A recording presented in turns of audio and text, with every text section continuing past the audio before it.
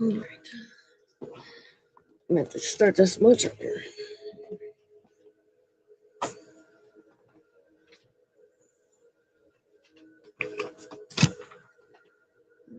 Dimensional lock.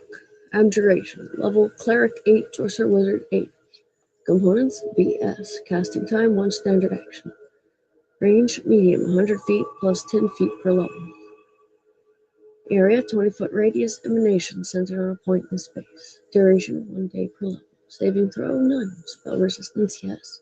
You create a shimmering emerald barrier that completely blocks extra-dimensional travel. Forms of movement barred include astral projection, blink, dimension door, ethereal jaunt, etherealness, gate, maze, plane shift, shadow walk, teleport, and similar spell-like abilities. So if a level 8 cleric comes, Osric is possibly screwed.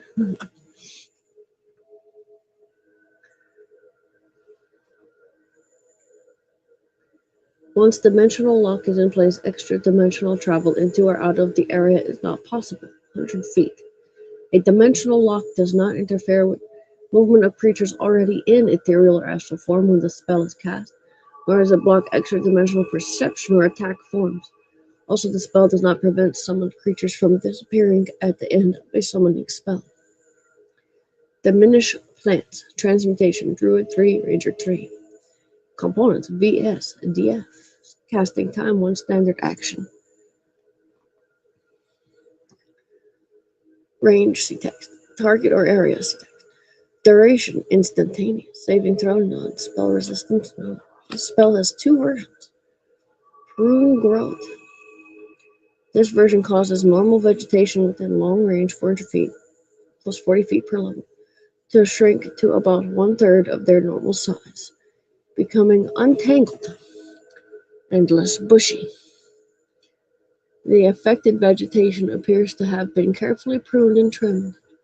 At your option, the area can be a 100-foot radius circle, 150-foot radius semicircle, or a 200-foot radius quarter circle. Then long range 400 feet, shrink to about 1/3 of their size. At your option, the area can be. You may also designate portions of the area that are not affected. Stunt growth. This version targets normal plants within a range of a half-mile, reducing their potential productivity over the course of the following year to 1/3 below normal. Diminished plants counters plant growth. This spell has no effect on plant creatures. Discern Lies. Divination. Cleric 4, Paladin 3. Components V, S, DF. Casting time 1 standard action. Range close, 25 feet plus 5 feet per 2 levels. Targets 1 creature per level, no 2 of which can be more than 30 feet apart. Duration, concentration, up to 1 round per level. Saving throw will negate. Spell resistance, no. Each round, you concentrate on 1 subject who must be within range. 25 feet. You know if the subject deliberately and knowingly speaks a lie by discerning disturbances in the aura caused by lying. The spell does not reveal the truth, uncover unintentional inaccuracies, or necessarily reveal evasions. Each round you may concentrate on a different subject. Discern location. Divination. Level Cleric 8, Knowledge 8, Sorcerer Wizard 8.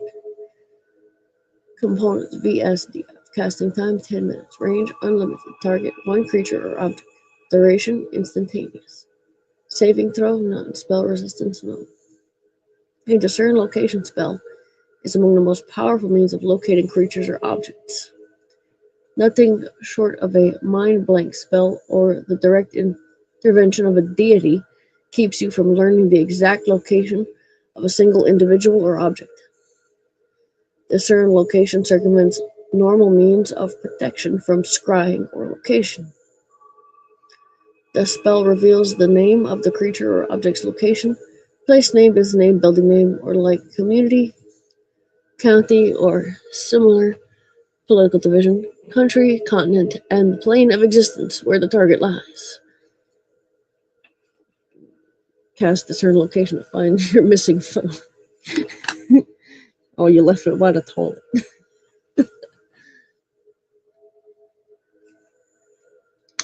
Washed your hands and forgot to pick it up. To find a creature with the spell, you must have seen the creature or have some item that once belonged to it. To find an object, you must have touched it at least once. Disguise self, illusion, glamour. Level, Bard 1, Sorcerer Wizard 1, Trickery 1. Components, BS. Casting time, 1 standard action. Range, personal. Target, you. Duration, 10 minutes per level. You make yourself, including clothing, armor, weapons, and equipment, look different. You can seem 1 foot shorter or taller, thin, fat, or in between. You cannot change your body type. Otherwise, the extent of the apparent change is up to you. You could add or obscure a minor feature or look like an entirely different person. The spell does not provide the abilities or mannerisms of the chosen form, nor does it alter the perceived tactile, touch, or audible sound properties of you or your equipment. If you use this spell to create a disguise, you get a +10 bonus on the disguise check. A creature that interacts with the glamour gets a will save to recognize it is an illusion. Disintegrate. Transmutation. Level, Destruction 7, Sorcerer Wizard 6. Components, VS, MDF. Casting time, 1 standard action. Range, medium, 100 feet plus 10 feet per level. Effect, Ray. Duration, instantaneous. Saving throw, Fortitude, partial object. Spell resistance, yes. A thin green ray springs from your pointing finger. You must make a successful ranged touch attack to hit. Any creature struck by the ray takes 2d6 points of damage per caster level, to a maximum of 40d6. Any creature reduced to 0 or fewer hit points by this spell is entirely disintegrated, leaving behind only a trace of fine dust. A disintegrated creature's equipment is unaffected. Whoa. 2d6 points of damage per caster. Reduced to 0 or fewer hit points. It's entirely disintegrated.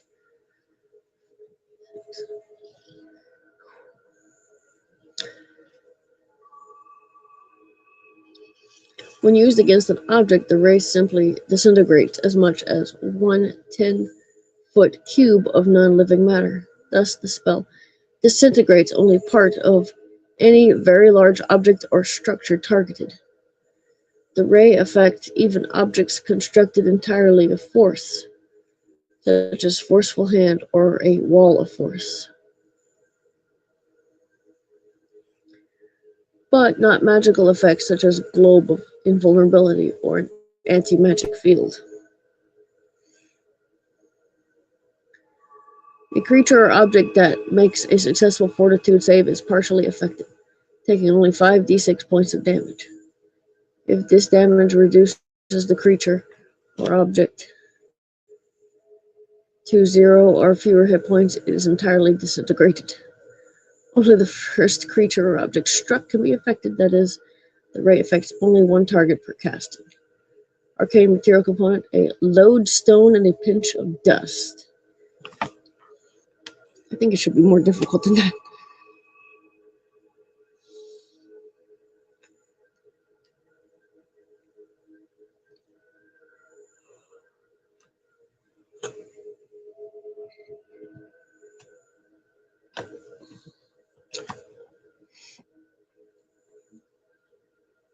Dismissal. Abjuration. Level Cleric 4. Sorcerer Wizard 5. Components VS DF. Casting time 1 standard action. Range close 25 feet plus 5 feet per 2 cast levels. For 2 levels. Target 1 extraplanar creature. Duration instantaneous. Saving throw will negate text. Spell resistance, yes. The spell forces an extra planar creature back to its proper plane. If it fails, a special will save DC equals spell save DC minus creature's HD plus their caster level. If the spell is successful, the creature is instantly whisked away, but there is a 20% chance of actually sending the subject to a plane other than its own. That's awfully high. 20% chance on that. Dispel chaos. Abjuration. Lawful. Level Cleric 5, Law 5, Paladin 4. This spell functions like Dispel Evil, except that you are surrounded by constant blue lawful energy. And the spell affects chaotic creatures and spells rather than evil ones.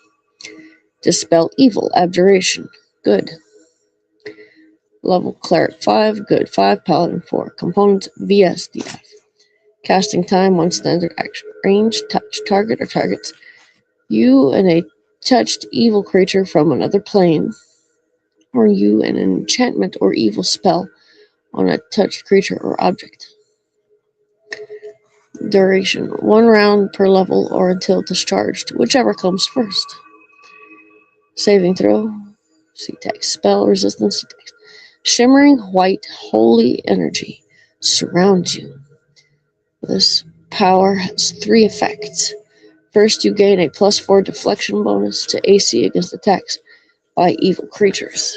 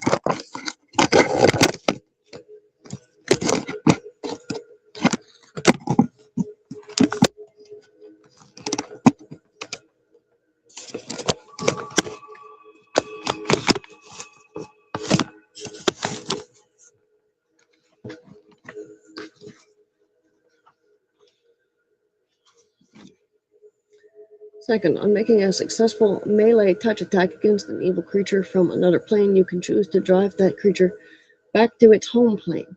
The creature can negate the effect, but a successful will save. Spell resistance applies. This use discharges and ends the spell. Third, with a touch, you can automatically dispel any one enchantment spell cast by an evil creature or any one evil spell. Exception spells that can't be dispelled by Dispel Magic also can't be dispelled by Dispel Evil.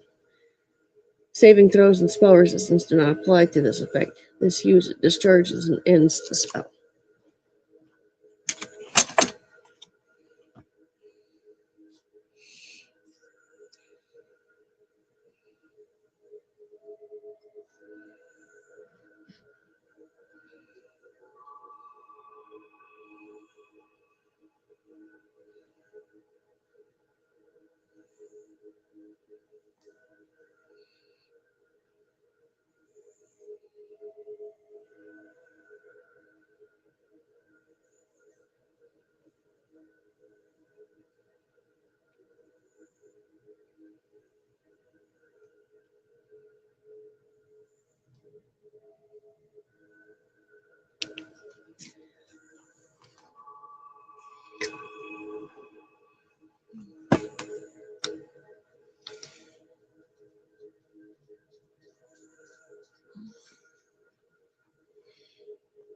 Dispel good.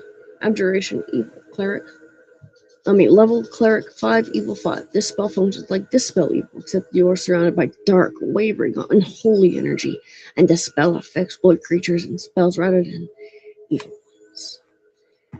Dispel Law, Aberration, Chaotic. Level Chaos 5, Cleric 5. This spell functions like Dispel Evil, except that you are surrounded by flickering yellow, chaotic energy, and the spell affects lawful creatures and spells rather than evil ones. Dispel Magic, Abjuration, level Bard 3, Cleric 3, Druid 4, Magic 3, Paladin 3, Sorcerer Wizard 3, Components VS. Casting time, 1 standard action. Range, medium, 100 feet plus 10 feet per level. Target or area, 1 spellcaster, creature, or object or 20-foot radius burst. Duration, instantaneous. Saving throw, none. Spell resistance, no. You can use Dispel Magic to end ongoing spells that have been cast on a creature or object to temporarily suppress the magical abilities of a magic item, to end ongoing spells or at least their effect within an area, or to counter another spellcaster spell.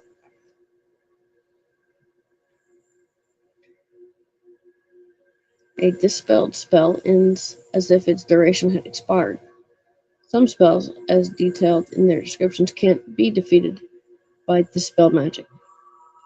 Dispel Magic can dispel but not counter spell-like effects just as it does spells. Note: the effect of a spell with an instantaneous duration can't be dispelled because the magical effect is already over before the Dispel Magic can take effect. You choose to use Dispel Magic in one of 3 ways: a targeted dispel, an area dispel, or a counter spell.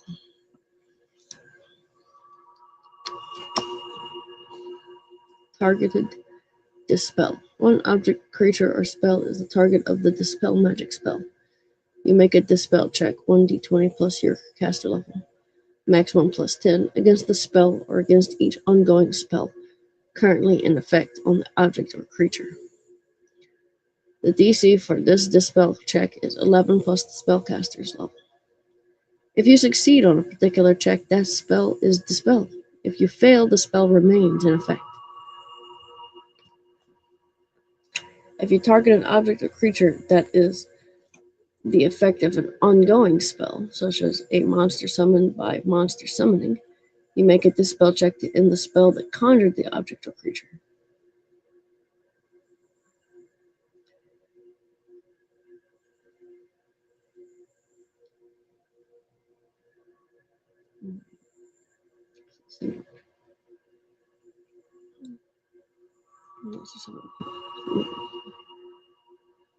If the object that you target is a magic item, you make a dispel check against the item's cast level. If you succeed, all of the item's magical properties are suppressed for 1d4 rounds, after which the item recovers on its own. A suppressed item becomes non-magical for the duration of the effect.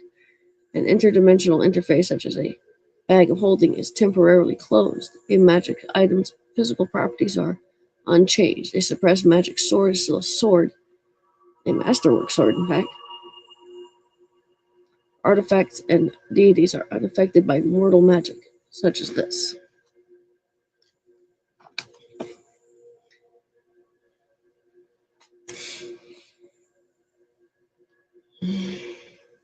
You automatically succeed on your dispel check against any spell that you cast yourself. Area dispel.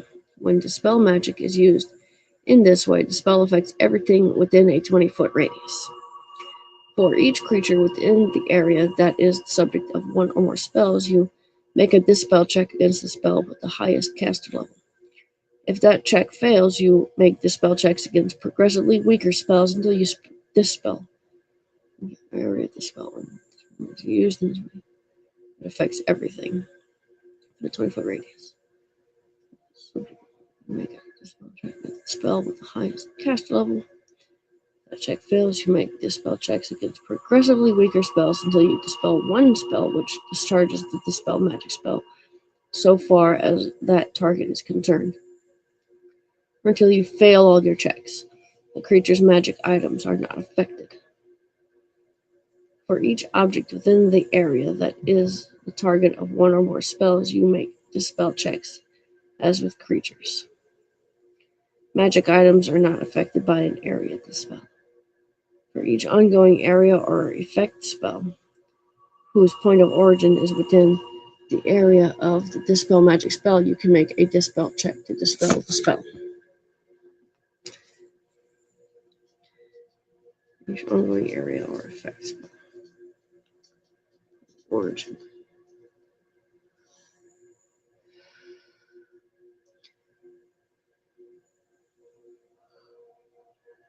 For each ongoing spell whose area overlaps that of the dispel magic spell, you can make a dispel check to end the effect, but only within the overlapping area. If an object or creature that is the effect of an ongoing spell, such as a monster summoned by monster summoning, it is in the area, you can make a dispel check to end the spell that conjured that object or creature, returning it whence it came. In addition to attempting to dispel spells targeting the creature or object. You may choose to automatically succeed on dispel checks against any spell that you have cast. Counterspell. When dispel magic is used in this way, the spell targets a spellcaster and is cast as a counterspell. Unlike a true counterspell, however, dispel magic may not work. You must make a dispel check to counter the other spellcaster's spell. Dispel magic rating. Abjuration level Bard 5, Cleric 6, Druid 6, Sorcerer Wizard 6. The spell functions like dispel magic, except the maximum caster level on your dispel check is plus 20 instead of plus 10. Additionally, greater dispel magic has a chance to dispel any effect that remove curse can remove, even if dispel magic can't dispel that effect.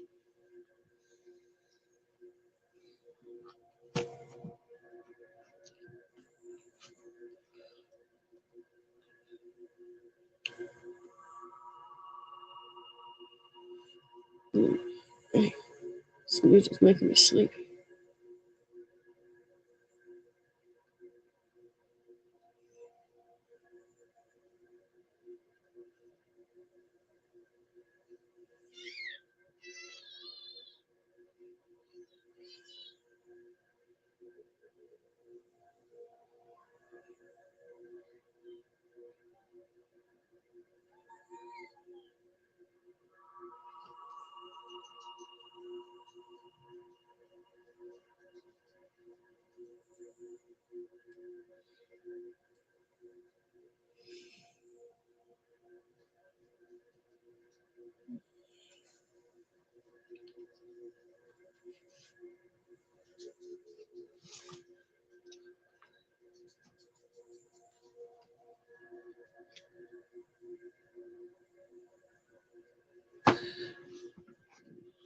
The music's making me sleepy. Spell good, dispel magic, greater displacement. Illusion, glamour. Level, Bard 3, Sorcerer Wizard 3. Components, BM, casting time, 1 standard action. Range, touch, target creature touched. Duration, 1 round per level. The saving throw, will negate, harmless. Spell resistance, yes, harmless. The subject of this spell appears to be about 2 feet away from its true location.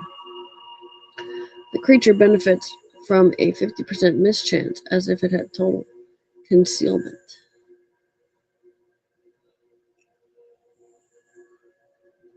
Displacement does not prevent enemies from targeting the creature normally. True seeing reveals its true location. Material component. A small strip of leather twisted into a loop.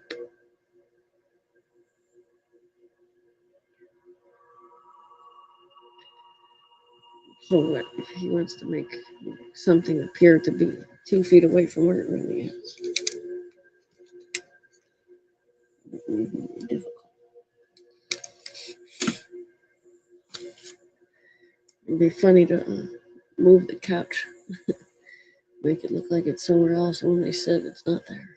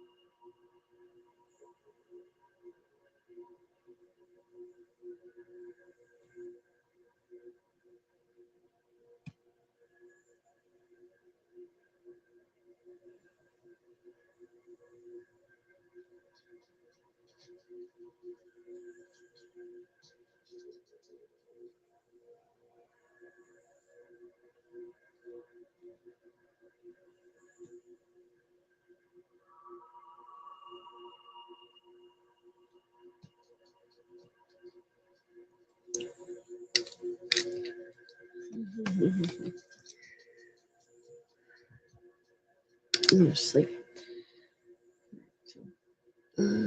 Disrupt Undead, Necromancy, Sorcerer, Wizard, 0. Components VS, casting time, 1 standard action. Range close, 25 feet plus 5 feet per 2 levels. Effect, Ray. Duration, instantaneous. Saving throw, none. Spell resistance, yes. You direct a ray of positive energy. You must make a ranged touch attack to hit, and if the ray hits an undead creature, it deals 1d6 points of damage to it. Disrupting Weapon.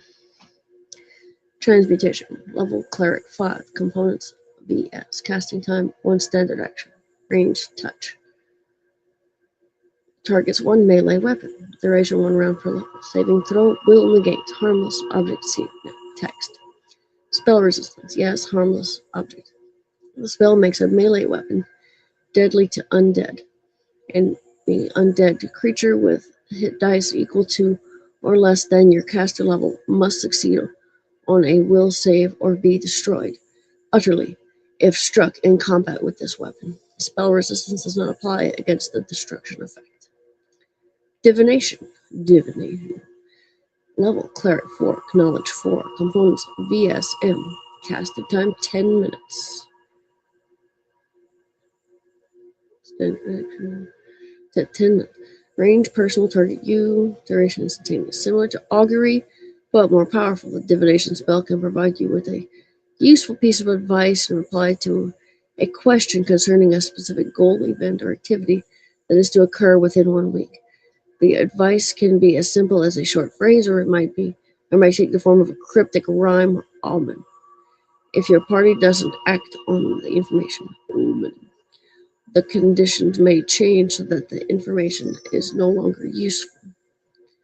The base chance for a correct divination is 70% plus 1% per caster level, to a maximum of 90%. If the dice roll fails, you know the spell failed unless specific magic yielding false information is at work. As with augury, multiple divinations about the same topic by the same caster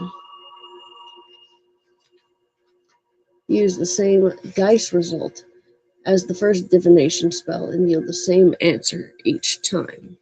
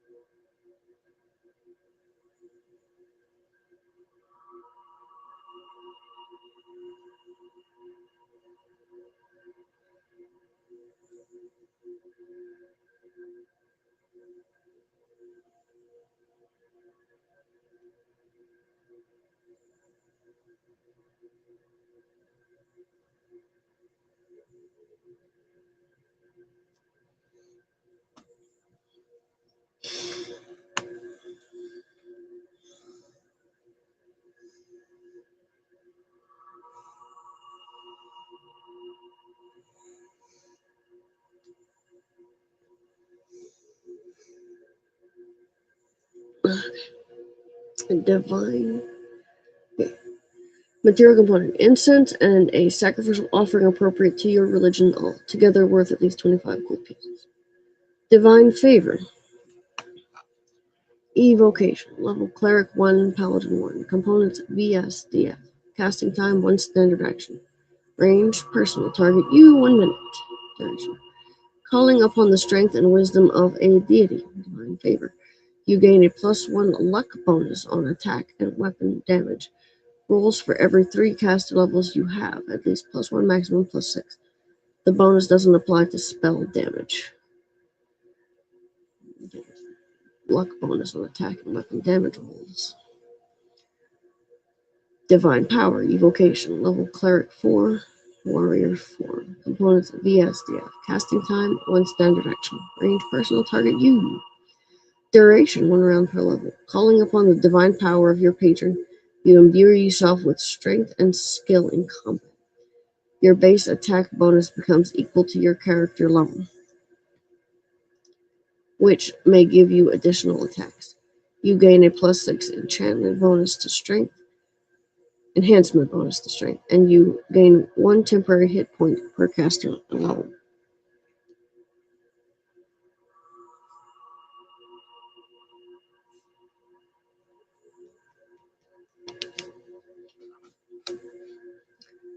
Dominate animal, enchantment, compulsion, mind effect. Level animal 3, druid 3. Casting time 1 round. Range close 25 feet plus 5 feet per 2 levels. Target 1 animal. Duration 1 round per level. Saving throw will negate spell resistance. Yes.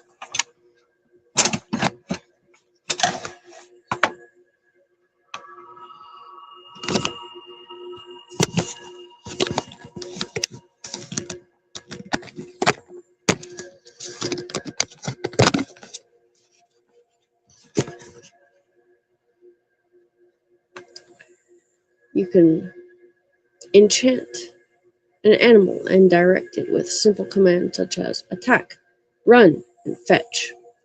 Suicidal or self-destructive commands, including in order to attack a creature 2 or more size categories larger than the dominant animal, are simply ignored. Dominant animal establishes a mental link between you and the subject creature. The animal can be directed by silent mental command as long as it remains in range. You need not see the creature to control it.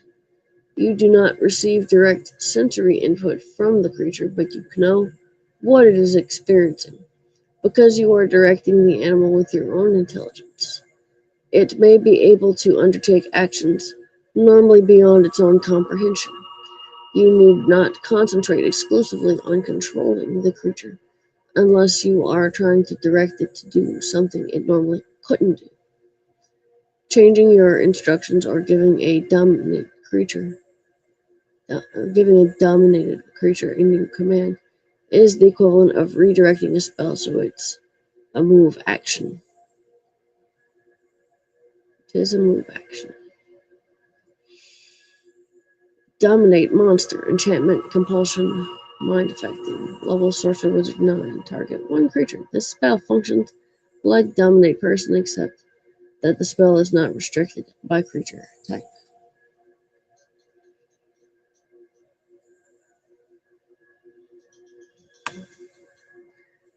Dominate person, enchantment, compulsion, mind affecting. Level bard 4, sorcerer wizard 5. Components VS. Casting time 1 round. Range close 25 feet plus 5 feet per 2 levels. Target 1 humanoid. Duration 1 day per level. Saving throw will negate. Spell resistance, yes. You can control the actions of any humanoid creature through a telepathic link that you establish with the subject's mind. If you and the subject have a common language, you can generally force the subject to perform as you desire within the limits of its abilities. If no common language exists, you can communicate only basic commands, such as come here, go there, fight, and stand still. You can know that the subject is experiencing what the subject is experiencing, but you do not receive direct sensory input from it, nor can it communicate with you telepathically.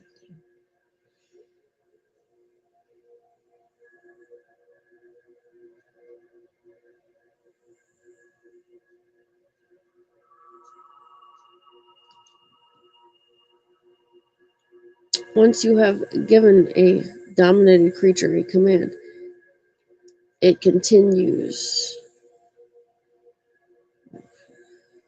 It continues to attempt to carry out that command to the exclusion of all other activities except those necessary for day-to-day survival, such as sleeping, eating, and so forth. Because of this limited range of activity, a sense motive check against DC 15 rather than DC 25 can determine that the subject's behavior is being influenced by an enchantment effect. See the sense motive skill description.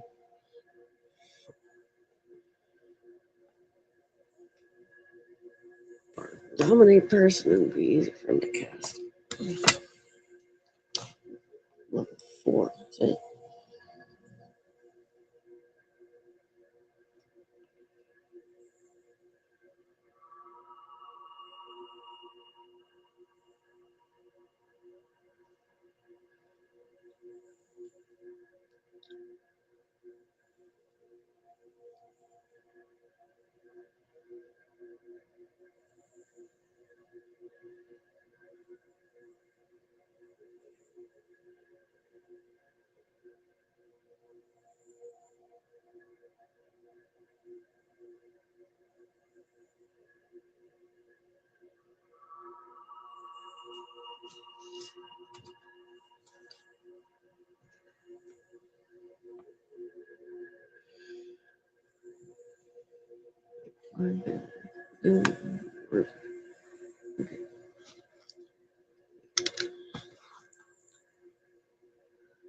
Once you have given a dominate creature command, can you change? Changing your instructions or giving a dominant creature a new command is the equivalent of redirecting a spell, so it is a move action. By concentrating fully on the spell, a standard action, you can receive full sensory input as interpreted by the mind of the subject. Though it still can't communicate with you. You can't actually see through the subject's eyes, so it's not as good as being there yourself, but you still get a good idea of what's going on. Subjects resist this control, and any subject forced to take actions against its nature receives a new saving throw with a +2 bonus. Obviously, self-destructive orders are not carried out. Once control is established, the range at which it can be exercised is unlimited as long as you and the subject are on the same plane. You need not see the subject to control it. If you don't spend at least one round concentrating on the spell each day, the subject receives a new saving throw to throw off the domination. Protection from evil or a similar spell can prevent you from exercising control or using the telepathic link while the subject is so warded. But protection from evil but such an effect neither prevents the establishment of domination nor dispels it.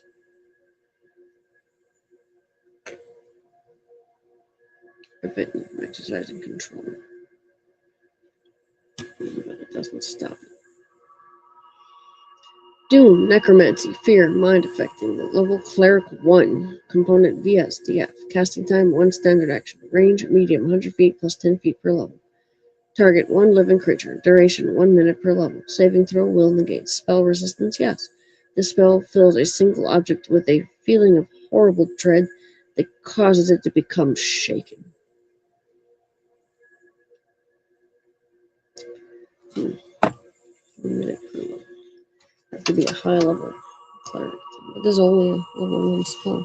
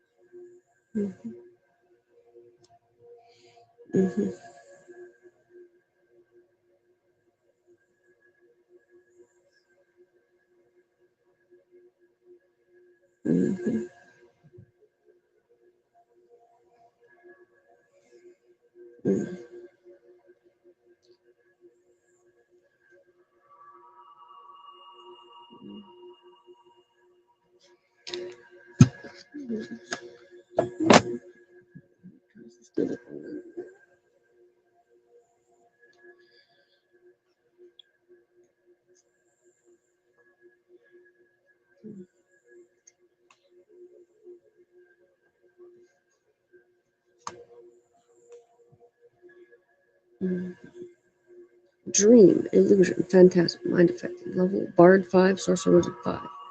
Components VS, casting time 1 minute, range unlimited. Target 1 living creature touch. Duration, C-tag, saving throw, non-spells, yes. You are a messenger touched by you, sends a phantasmal message to others in the form of a dream. At the beginning of the spell, you must name the recipient or identify him or her by some title that leaves no doubt as to identity. The messenger then enters a trance, appears in the intended recipient's dream, and delivers the message. The message can be of any length, and the recipient remembers it perfectly upon waking. The communication is one way. The recipient cannot ask questions.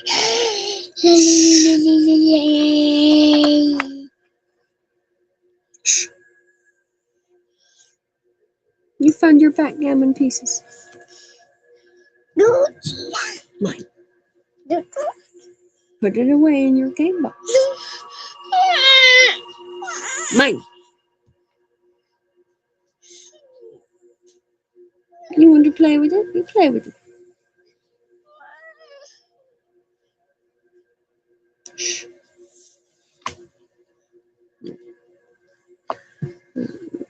The communication is one way. The recipient cannot ask questions or offer information, nor can the messenger gain any information by observing the dreams of the recipient.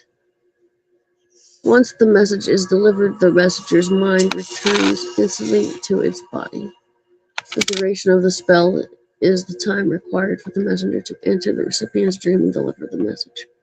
If the recipient is awake when the spell begins, the messenger can choose to wake up in the spell or remain in the trance. The messenger can remain in the trance until the recipient goes to sleep, then enter the recipient's dream and deliver the message as normal. A messenger that is disturbed during the trance comes awake, ending the spell.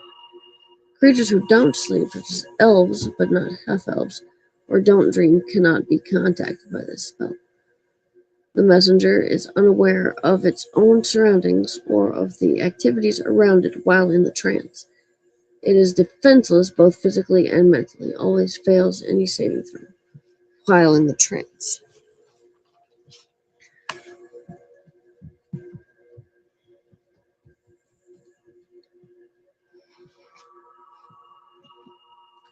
Eagle's Splendor. Transmutation. Level Bard 2, Cleric 2, Paladin 2, Sorcerer Wizard 2. Components VS, DF. Casting time 1 standard action. Range Touch. Target Creature Touch. Duration 1 minute per level. Saving throw will negate harmless. Eagle's Splendor. Spell resistance, yes. The transmuted creature becomes more poised, articulate, and personally forceful. The spell grants a +4 enhancement bonus to Charisma, adding the usual benefits to Charisma-based skill checks and other uses of the Charisma modifier. Sorcerers and bards and other spellcasters who rely on Charisma affected by this spell do not gain any additional bonus spells for the increased Charisma, but the save DC for spells they cast while under this spell's effect do increase.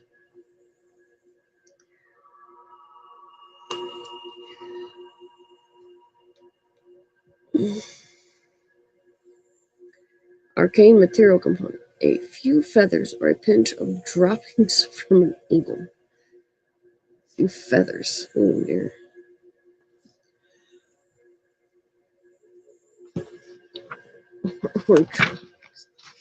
It should be a little harder than that. Eagle's Splendor. Mass. Transmutation. Bard 6, Cleric 6, Sorcerer Wizard 6. Range. Close 25 feet plus 5 feet per 2 levels. Target. 1 creature per level, no 2 of which can be more than 30 feet apart. This spell functions like Eagle's Splendor, except that it affects multiple creatures. Earthquake. Evocation. Earth. Level. Cleric 8. Destruction 8. Druid 8. Earth 7. Components VS. DF. Casting time 1 standard action. Range. Long 400 feet plus 40 feet per level. Area 80-foot radius spread. Yes. Duration 1 round. Saving throw. See text. Spell resistance no. When you cast Earthquake, an intense but highly localized tremor rips the ground. The shock knocks creatures down, collapses structures, opens cracks in the ground, and more. The effect lasts for 1 round, during which time creatures on the ground can't move or attack. A spellcaster on the ground must make a concentration check, DC 20 plus each level, or lose any spell he or she tries to cast. The earthquake affects all terrain, vegetation, structures, and creatures in the area. The specific effect of an earthquake spell depends on the nature of the terrain where it is cast. Cave, cavern, or tunnel. The spell collapses the roof, dealing 8d6 points of bludgeoning damage to any creature caught under the cave-in. Reflex DC 15 half. And pinning that creature beneath the rubble. See below. An earthquake cast on the roof of a very large cavern could also endanger those outside the actual area, but below the fallen debris.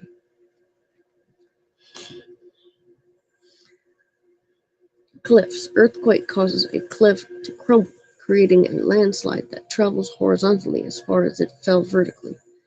Any creature in the path takes 8d6 points of bludgeoning damage, reflects DC 15 half, and is pinned beneath the rubble.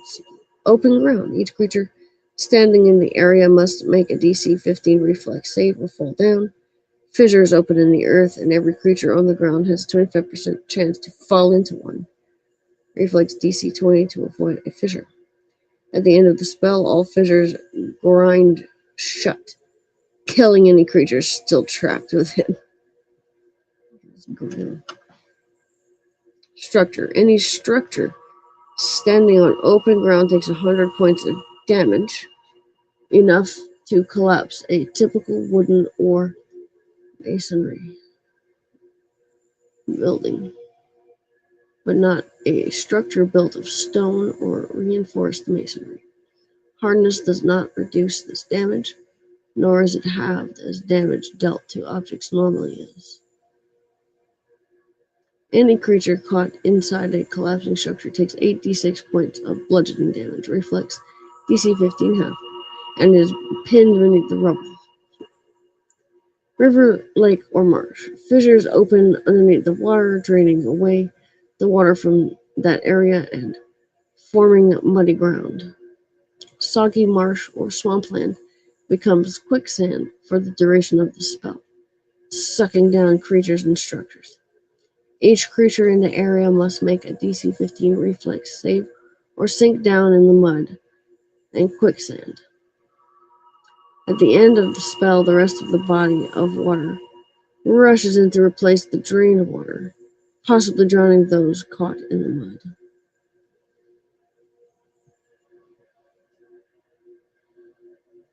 Pinned beneath rubble. Any creature pinned beneath rubble takes 1d6 points of non-lethal damage per minute while pinned. If a pinned character falls unconscious, he or she must make a DC 15 Constitution check, or take 1d6 points of lethal damage each minute thereafter until freed or dead. Components of VSDF. It doesn't say what the components are.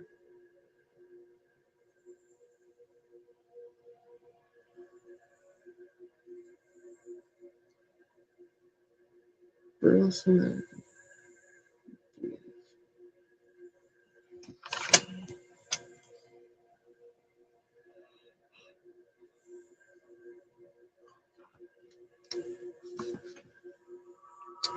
Elemental Swarm.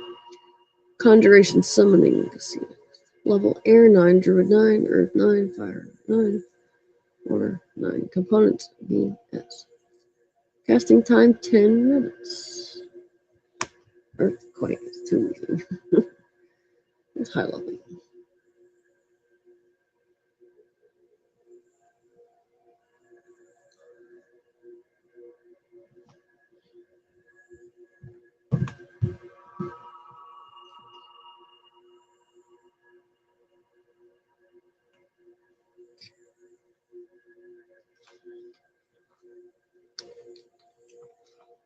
Elemental Swarm. Conjuration Summoning.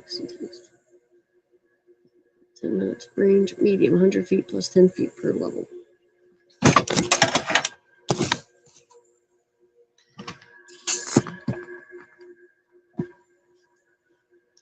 Effect: 2 or more summoned creatures, no 2 of which can be more than 30 feet apart.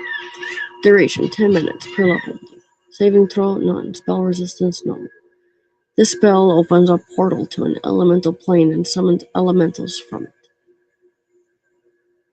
A druid can choose the plane: air, earth, fire, or water. A cleric opens a portal to the plane matching his domain.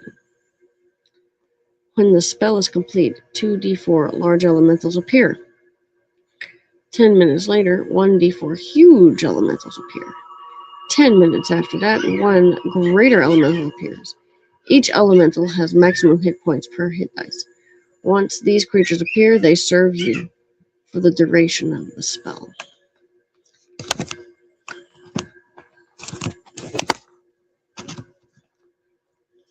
The elementals obey you explicitly and never attack you.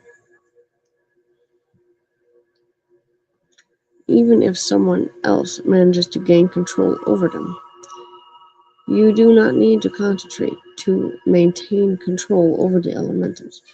You can dismiss them singly or in groups at any time. When you use a summoning spell to summon an air, earth, fire, water creature, it is a spell of that type.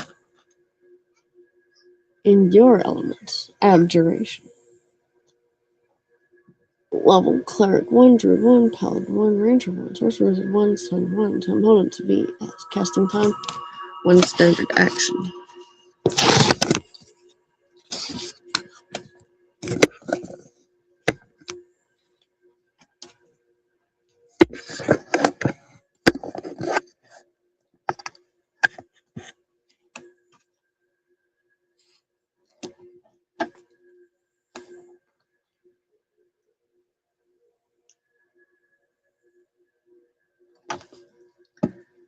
Range touch, creature touch, target. Duration 24 hours. Saving throw will negate targets. Spell resistance, yes. Targets. A creature protected by endure element suffers no harm for being in a hot or cold environment. It can exist comfortably in conditions between -50 and 140 degrees Fahrenheit without having to make a fortitude save. The creature's equipment is likewise protected.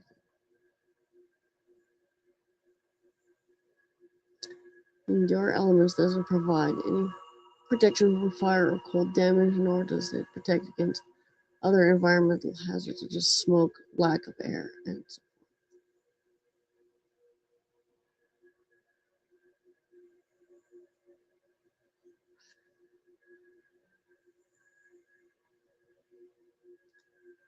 Energy drain, necromancy, level cleric 9, sorcerer wizard 9. Saving throw, fortitude, partial. See text. Innervation. This spell functions like innervation, except that the creature struck gains 2d4 negative levels, and the negative levels last longer. There is no saving throw to avoid gaining the negative levels, but 24 hours after gaining them, the subject must make a fortitude saving throw. DC equals energy drain, spell save DC. For each negative level, if the save succeeds, that negative level is removed. If it fails, the negative level also goes away. But one of the subject's character levels is permanently drained. An undead creature struck by the ray gains 2d4 times 5 temporary hit points for 1 hour.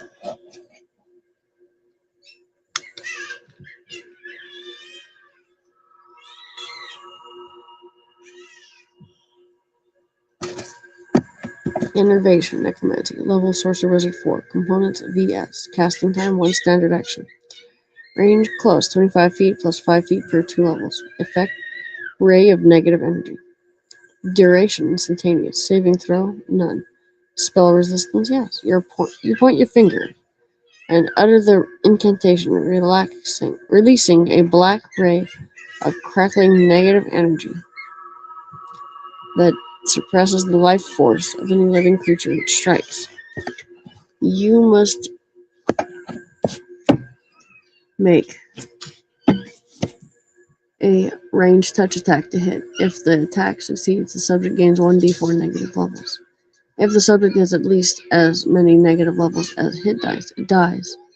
Each negative level gains a creature a -1 penalty on attack rolls, saving throws, skill checks, ability checks, and effective level for determining the power, duration, DC, and other details of spells or special ability.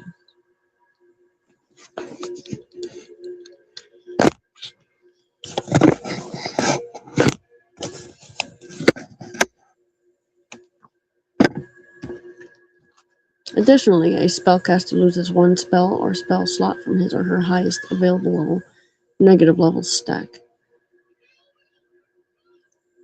Assuming the subject survives, it regains lost levels after a number of hours equal to your cast level, maximum 15 hours.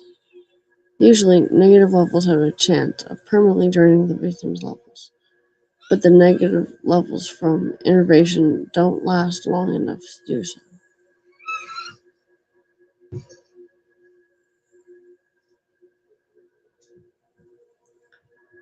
In terms of permanently, but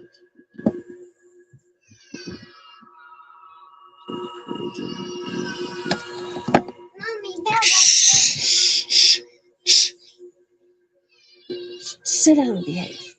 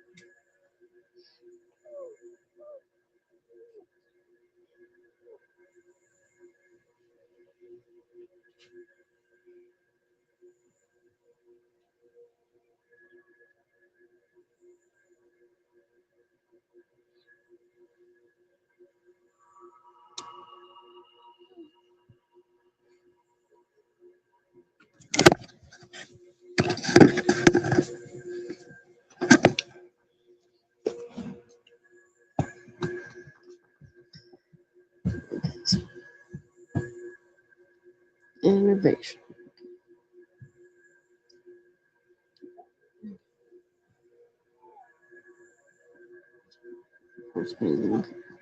You must make a ranged touch attack to hit. If the attack succeeds, the subject gains 1d4 negative levels. If the subject has at least as many negative levels as hit dice, it dies. Each negative level gives the creature -1 penalty on attack rolls, saving throws, skill checks, ability checks, and effective level for determining the power, duration, DC, and other details of spells or special abilities.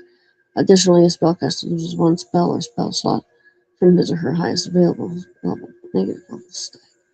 Assuming the subject survives, it regains lost levels after a number of hours equal to your cast level maximum of 15 hours. Usually negative levels have the chance of permanently draining the victim's levels, but the negative levels from innovation don't last long enough to do so. An undead creature struck by the ray gains 1d4 by 5 temporary times 5 temporary hit points for 1 hour. Undead creature struck by innervation gains temporary hit points. Enlarged person, transmutation, level, sorcerer wizard 1, strength 1, components VSM, casting time 1 round, range close 25 feet plus 5 feet per 2 levels, target 1 humanoid creature, duration 1 minute per level limit, saving throw, fortitude negates, spell resistance, yes. The spell causes instant growth of a humanoid creature, doubling its height and multiplying its weight by 8. This increase changes the creature's size category to the next larger one. The range gains a +2 size bonus, 2 strength, a -2 size penalty to dexterity, or to a minimum of 1, and a -1 penalty on attack rolls and AC due to its increased size. A humanoid creature whose size increases to large has a space of 10 feet and a natural reach of 10 feet. The spell does not change the target's speed. If insufficient room is available for the desired growth, the creature attains the maximum possible size and may make a strength check using its increased strength.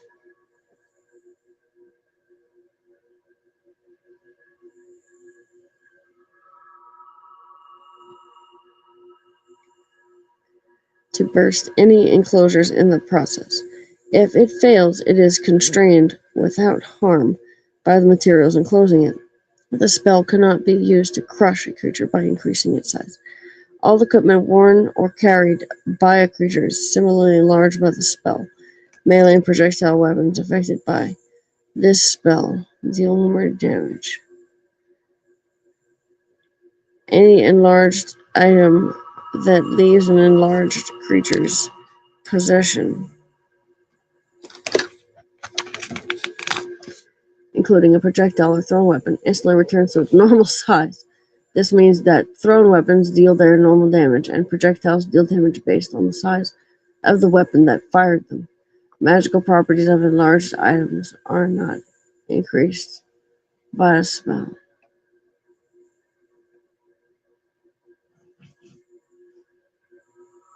Multiple magical effects that increase size do not stack. Enlarged person counters and dispels reduced person. Enlarged person can be made permanent with a permanency spell. Material component, a pinch of powdered iron. Enlarged person mass. Entangle. Okay, so a large person, mass, transportation, level, sorcerer, wizard 4. Target 1 humanoid creature per level, no 2, which can be more than 30 feet apart. This spell functions like a large person, except that it affects multiple creatures. Entangle, transmutation, level, druid 1, plant 1, ranger 1. Components, VS, DF. Casting time, 1 standard action. Range, long, 400 feet plus 40 feet per level. Area, plants, in a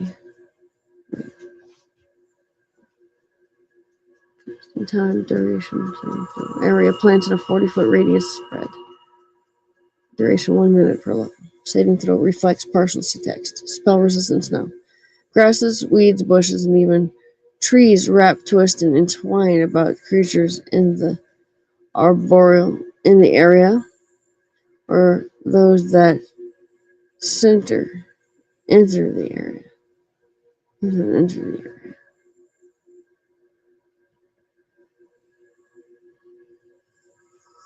Building, no, holding them fast and causing them to become entangled.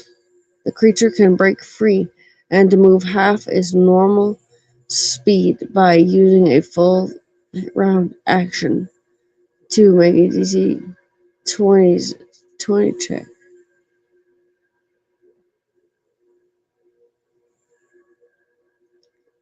Or a DC 20 escape artist check.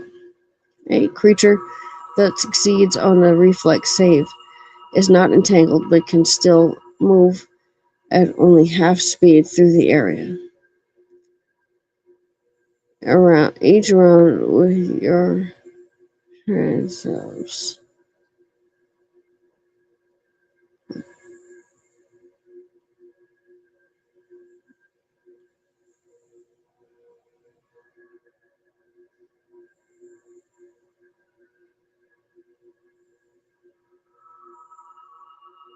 Okay. The creature can break free and move half its normal speed by using a full round action to make a DC 20 check or a DC 20 escape artist check. The creature that succeeds on a reflex save is not entangled but can still move at only half speed through the area. Each round on your turn, the plants once again attempt to entangle all creatures that have avoided or escaped entanglement. Note the effects of the spell may be altered somewhat based on the nature of the entangling plants. Enthrall, enchantment, charm, language, dependent, mind affecting, sonnet. Level, bard 2, cleric 2. Components, VS. Casting time, 1 round. Range, medium, 100 feet plus 10 feet per level. Target, any number of creatures. Duration, 1 hour or less. Saving throw will negate detect. Spell resistance, yes. If you have the attention of a group of creatures, you can use this spell to hold them spellbound. To cast the spell, you must speak or sing without interruption for 1 full round. Thereafter, those affected give you their undivided attention, ignoring their surroundings. They are considered to have an attitude of friendly while under the effect of the spell.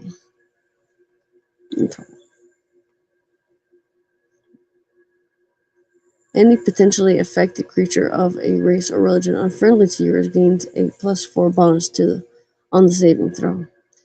A creature with 4 or more hit dice or with a wisdom score of 16 or higher remains aware of its surroundings and has an attitude of indifferent. It gains a new saving throw if it witnesses actions that it opposes. The effect lasts as long as you speak or sing, to a maximum of 1 hour. Those enthralled by your words take no action while you speak or sing, and for 1d3 rounds thereafter, while they discuss the topic or performance. Bard 2, cleric 2. Bards can do this. Bards can just enthrall you while they sing. No action while you speak or sing for 1d3 rounds. Therefore, while they discuss the topic or performance. Those entering the area during the performance must also successfully save or become enthralled. The speech ends, but the 1d3 round delay still applies. If you lose concentration or do anything other than speak or sing, If those not enthralled have unfriendly, hostile attitude towards you, they can collectively make a charisma check to try to end the spell by jeering and heckling. For this check, use the charisma bonus of the creature with the highest charisma in the group. Others may make charisma checks to assist. The heckling ends the spell if this check result beats your charisma check result. Only one such challenge is allowed per use of the spell. Any member of the audience is attacked if any member are subjected to some other overtly hostile act. The spell ends and the previously enthralled members become immediately unfriendly toward you. I guess if you did the attacking. Each creature with 4 or more hit dice, or with a wisdom score of 16 or higher, becomes hostile.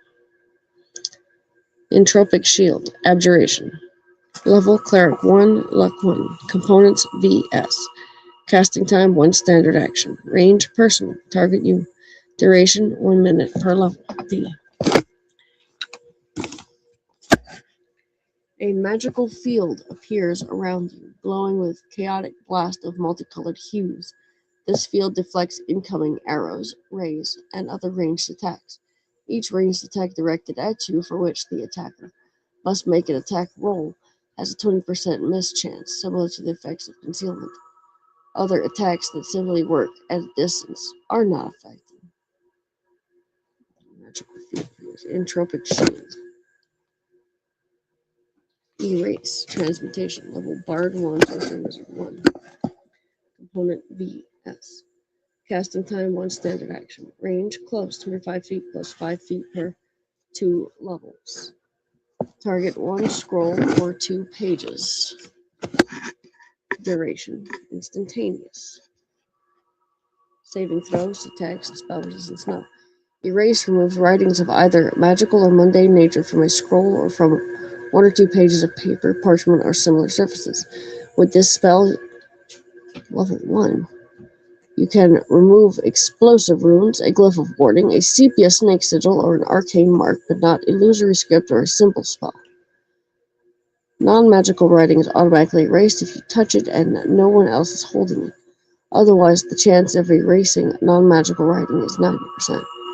Magic writing must be touched to be erased, and you also must succeed on a caster level check, 1d20, plus caster level against DC 15. A natural 1 or 2 is always a failure on this check. If you fail to erase explosive runes, a glyph of warding, or a sepia snake sigil, you accidentally activate that writing instead. Ethereal Jaunt, Transmutation. Level Cleric 7, Sorcerer Wizard 7. Components VS. Casting time 1 standard action. Range personal. Target you. Duration 1 round per level. You become ethereal along with your equipment. For the duration of the spell, you are in a place called the ethereal plane, which overlaps the normal physical material plane. When the spell expires, you return to material existence.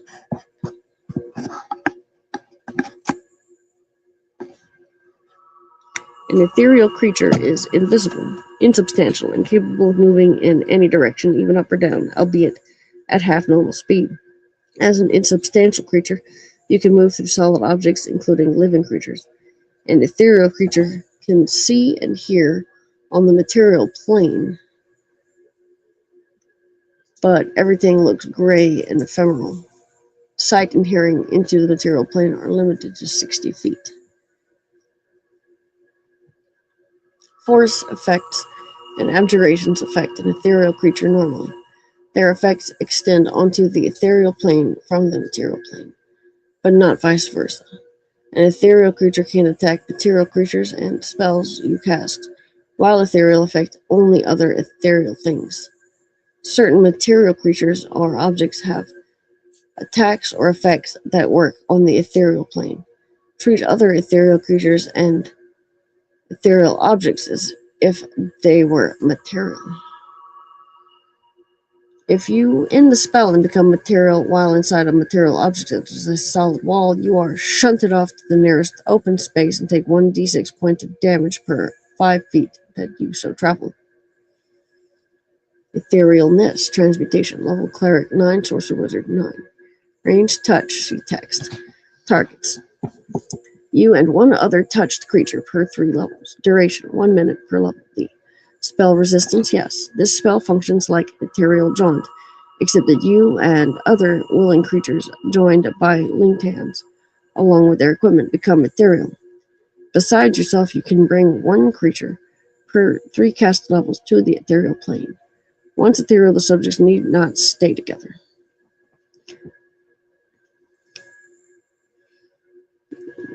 Duration 1 minute per level.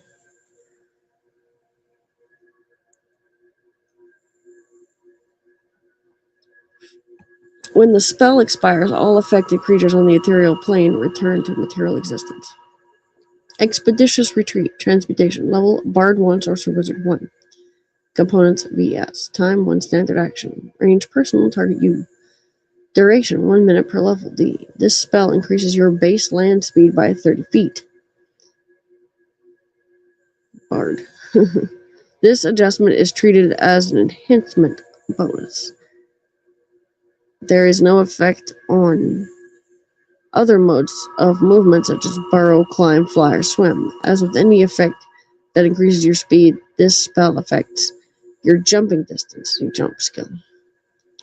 Explosive runes, abjuration, force, level, sorcerer wizard 3.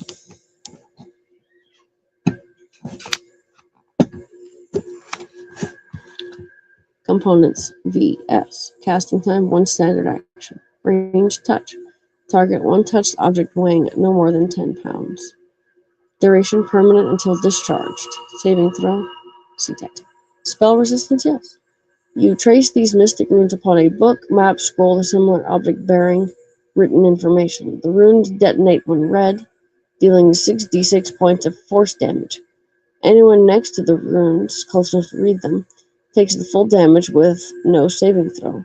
Any other creature within 10 feet of the runes is entitled to a reflex save for half damage. The object on which the runes were written also takes full damage, no saving throw. You and any characters you specifically instruct can read the protected writing without triggering the runes. Likewise, you can remove the runes whenever desired. Another creature can remove them with a successful Dispel Magic or Erase spell, but attempting to dispel or erase the runes and failing to do so triggers the explosion. Note, magic traps such as explosive runes are hard to detect and disable. A rogue only can use the search skill to find the runes and disable device to thwart them. The DC in each case is 25 plus spell level or 28 for explosive runes. Whew, it's getting cold.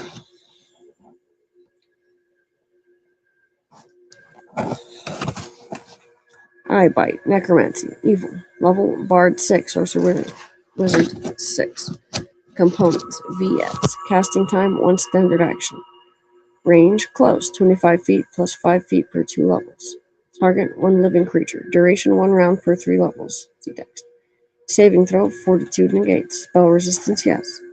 Each round you may target a single living creature, striking it with waves of evil power. Eye bite. Depending on the target's hit dice, this attack has as many as 3 effects. Hit dice 10 or more. Effect sickened, 5 to 9. Panicked, sickened, 4 or less. Comatose, panicked, sickened. The effects are cumulative and concurrent. Sickened, sudden pain and fever sweeps over the subject's body. A sickened creature takes a -2 penalty on attack rolls, weapon damage rolls, saving throws, skill checks, and ability checks. A creature affected by this spell remains sickened for 10 minutes per cast level. The effects cannot be negated by a remove disease or heal spell, but a remove curse is effective. Panicked. The subject becomes panicked for 1d4 rounds. Even after the panic ends, the creature remains shaken for 10 minutes per caster level.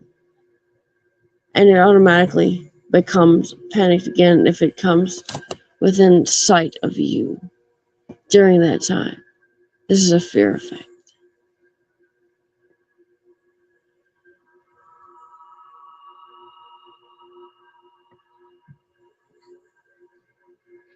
Comatose.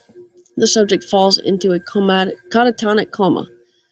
Falls into a catatonic coma for 10 minutes per caster level. During this time, it cannot be awakened by any means short of dispelling the effect. This is not a sleep effect, and thus elves are not immune to it. This spell lasts for 1 round per 3 caster levels. You must spend a move action each round after the first to target a foe. Fabricate. Transmutation. Sorcerer Wizard 5. Components VSM. Cast times attacks. Range close 25 feet plus 5 feet per 2 levels. Target up to 10 cubic foot per level attack. Duration instantaneous. Saving throw none. Spell resistance none. You convert material of one sort into a product that is of the same material.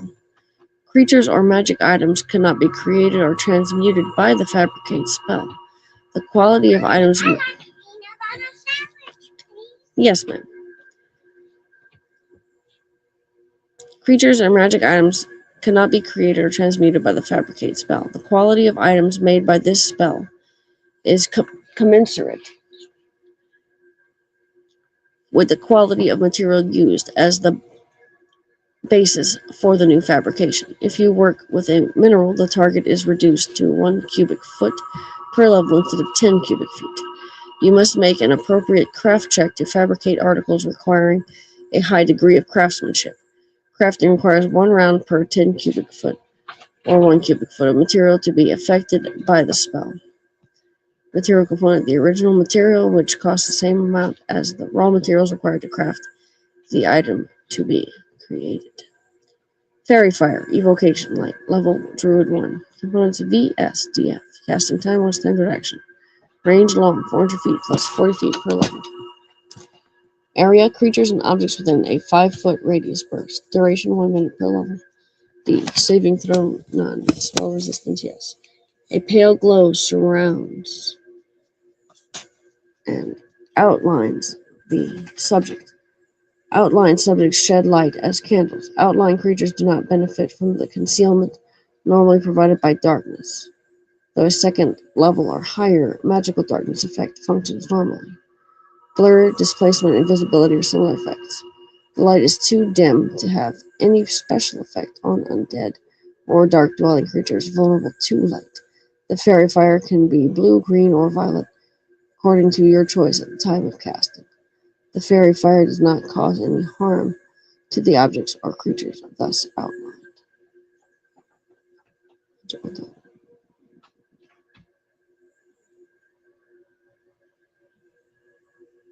Okay, so outline creatures do not benefit from the concealment normally provided by darkness. Second level higher magical darkness effect. Blur, darkness, blur, displacement, invisibility are similar effects.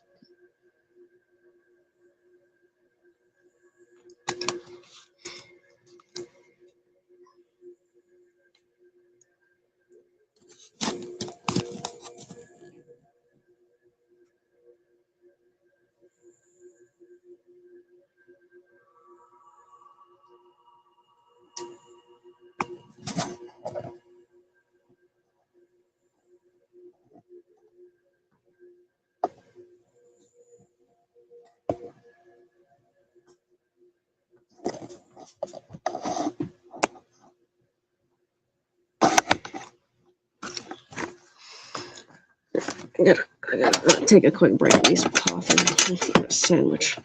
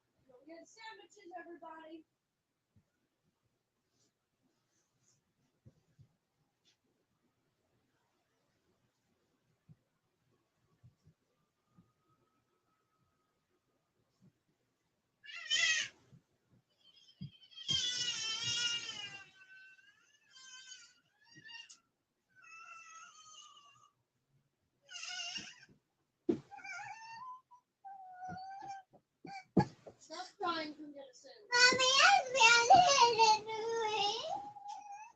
I'm gonna hit it right now.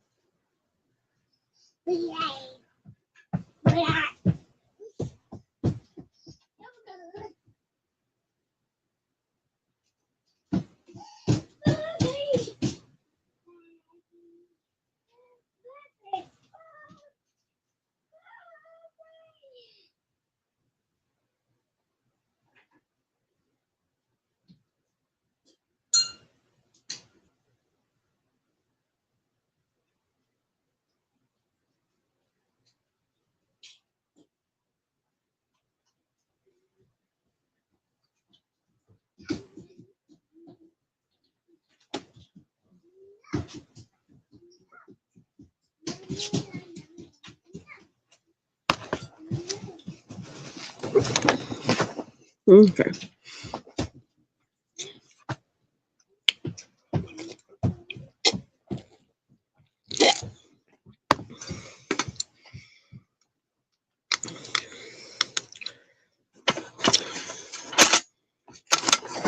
So,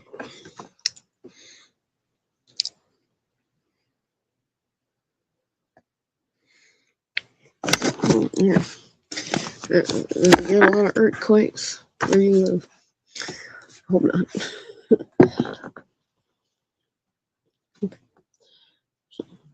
Fairy fire. Evocation. Light. Level Druid 1. Components VS, DF. Casting time 1 standard action. Range long 400 feet plus 40 feet per level. Area. Creatures and objects within a 5-foot radius burst.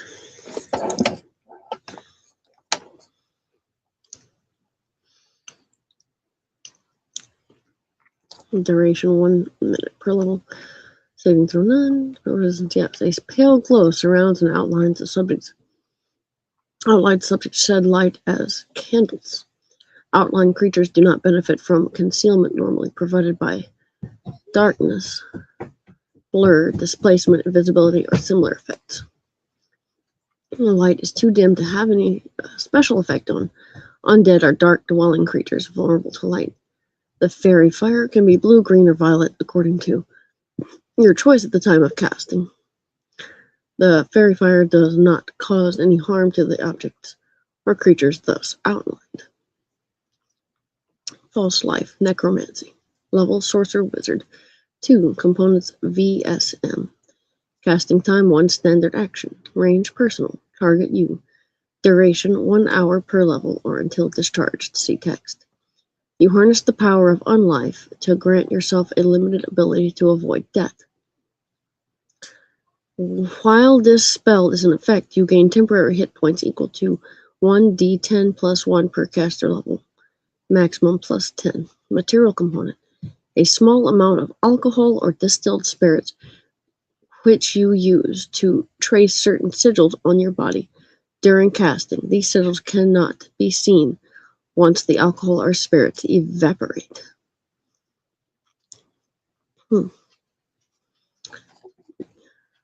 Limited ability to avoid death.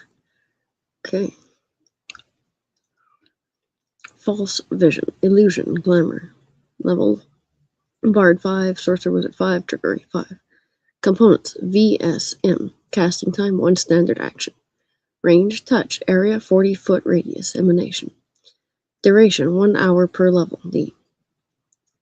Saving throws none. Spell resistance no. Any divination, scrying spell used to view anything within the area of this spell instead receives a false image as the major image spell, as defined by you at the time of casting. As long as the duration lasts, you can concentrate to change the image as desired. While you aren't concentrating, the image remains static. Arcane material component, the ground dust of a piece of jade worth at least 250 gold pieces, which is sprinkled into the air when the spell is cast.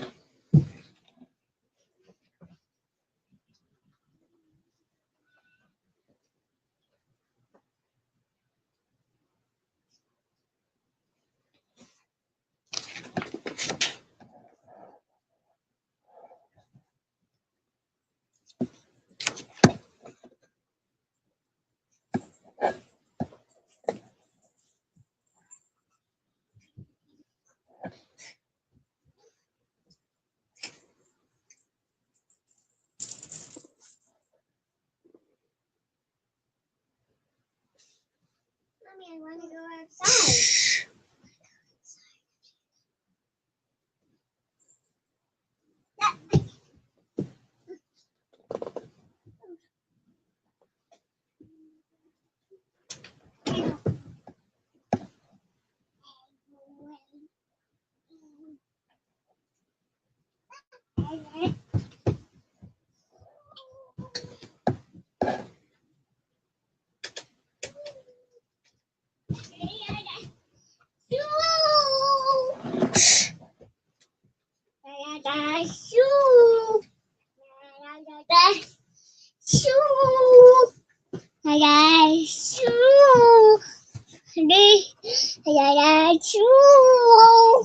You want to put on some clothes.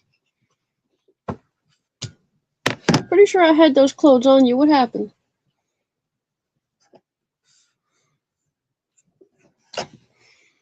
What happened to your clothes, my boy?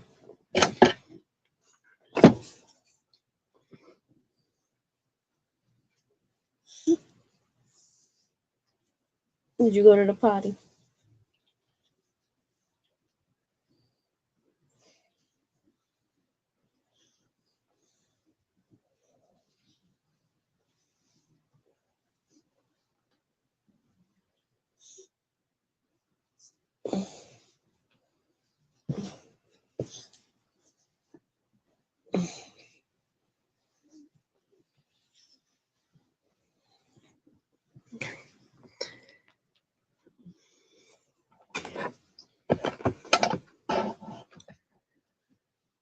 So it's false vision. Yes. Certainly, Osric would cast false vision. Fear. Necromancy. Fear. Mind affecting. Level. Bard 3. Sorcerer Wizard 4. Components. VSM. Casting time 1 standard action. Range 30 feet. Area. Cone shaped burst. Duration 1 round per level or 1 round. See text. Saving throw. Will partial. Spell resistance. Yes. An invisible cone of terror causes each living creature in the area to become panicked unless it succeeds on a will save. If cornered, a panicked creature begins cowering. If the will save succeeds, the creature is shaken for 1 round. Material component, either the heart of a hen or a white feather. White feather.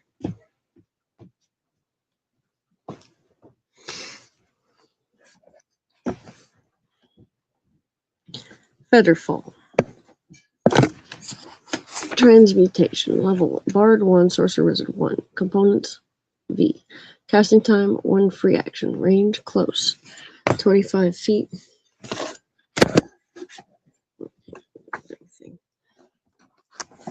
25 feet plus 5 feet per 2 levels. Targets 1 medium or smaller free-falling object or creature per level, no 2 of which may be more than 20 feet apart. Duration until landing or 1 round per level. Saving throw. Will negates harmless or will negates object. Spell resistance, yes. Object. The affected creatures or objects fall slowly. Featherfall instantly changes the rate at which the targets fall to a mere 60 feet per round, equivalent to the end of a fall from a few feet. And the subjects take no damage upon landing while the spell is in effect. However, when the spell duration expires, their normal rate of falling resumes.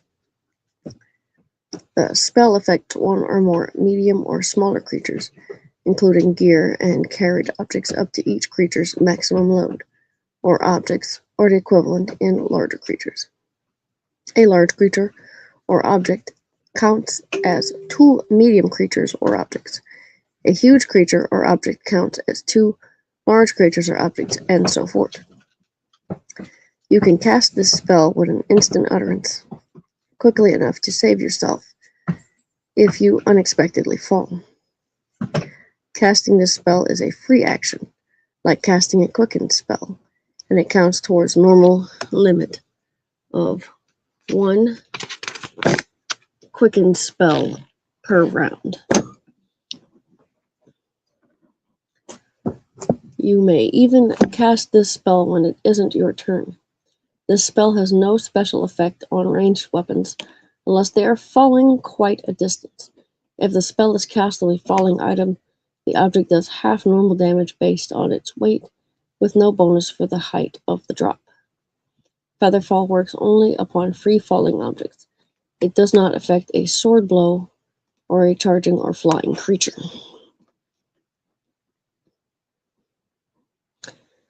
Feeble Mind. Enchantment. Compulsion. Mind affecting. Level. Sorcerer Wizard 5. Components. VSM. Casting time 1 standard action. Range. Medium. 100 feet plus 10 feet per level. Target. 1 creature. Duration. Instantaneous. Saving throw. Will negate. See text. Spell resistance. Yes. If the target creature fails a will saving throw, its intelligence and charisma scores each drop to 1. The affected creature is unable to use intelligence or charisma-based skills, cast spells, understand language, or communicate coherently. Still, it knows who its friends are and can follow them and even protect them. The subject remains in this state until a heal, limited wish, miracle, or wish spell is used to cancel the effects of the feeble mind. A creature that can cast arcane spells, such as a sorcerer or wizard, takes a -4 penalty on its saving throw. Material component, a handful of clay, crystal, glass, or mineral spheres. Find the path. Divination.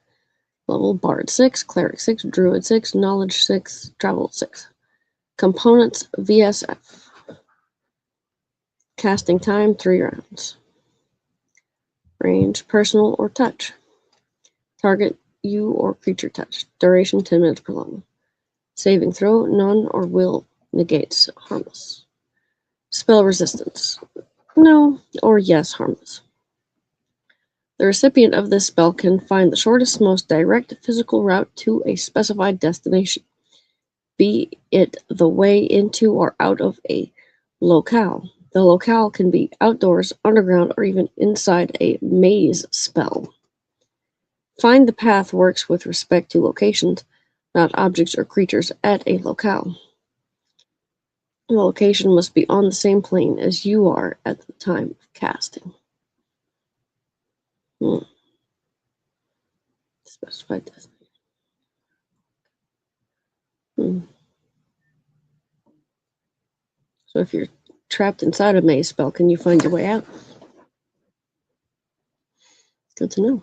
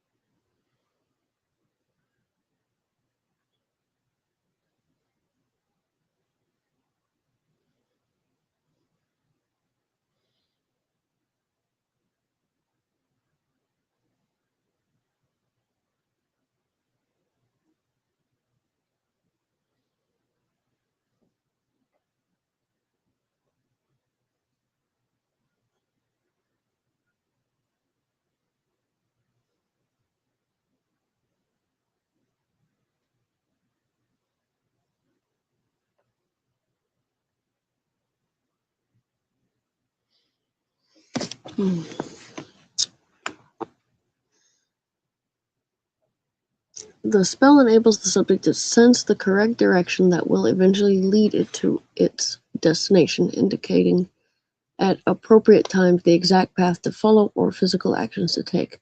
For example, the spell enables the subject to sense tripwires or the proper word to bypass a glyph of warding. The spell ends when the destination is reached or the duration expires, whichever comes first. Find the path can be used to remove the subject and its companions from the effect of a maze spell in a single round. Well, good. This divination is keyed to the recipient, not its companions, and its effect does not predict or allow for the actions of creatures, including guardians. Focus a set of divination counters of the sort you favor. Find traps. Divination. Level Cleric 2. Components VS. Casting time 1 standard action. Range personal target you. Duration 1 minute per level. You gain intuitive insight into the workings of traps. You can use the search skill to detect traps just as a rogue can. In addition, you gain an insight bonus equal to 1/2 your caster level, maximum plus 10, on search checks made to find traps while the spell is in effect.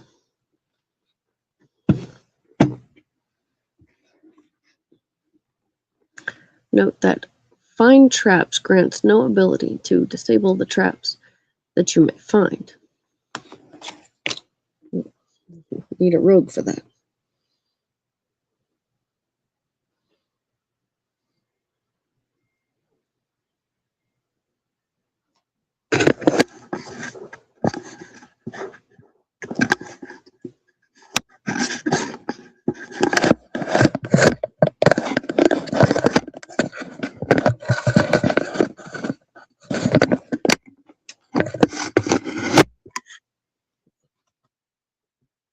Trying to fix this.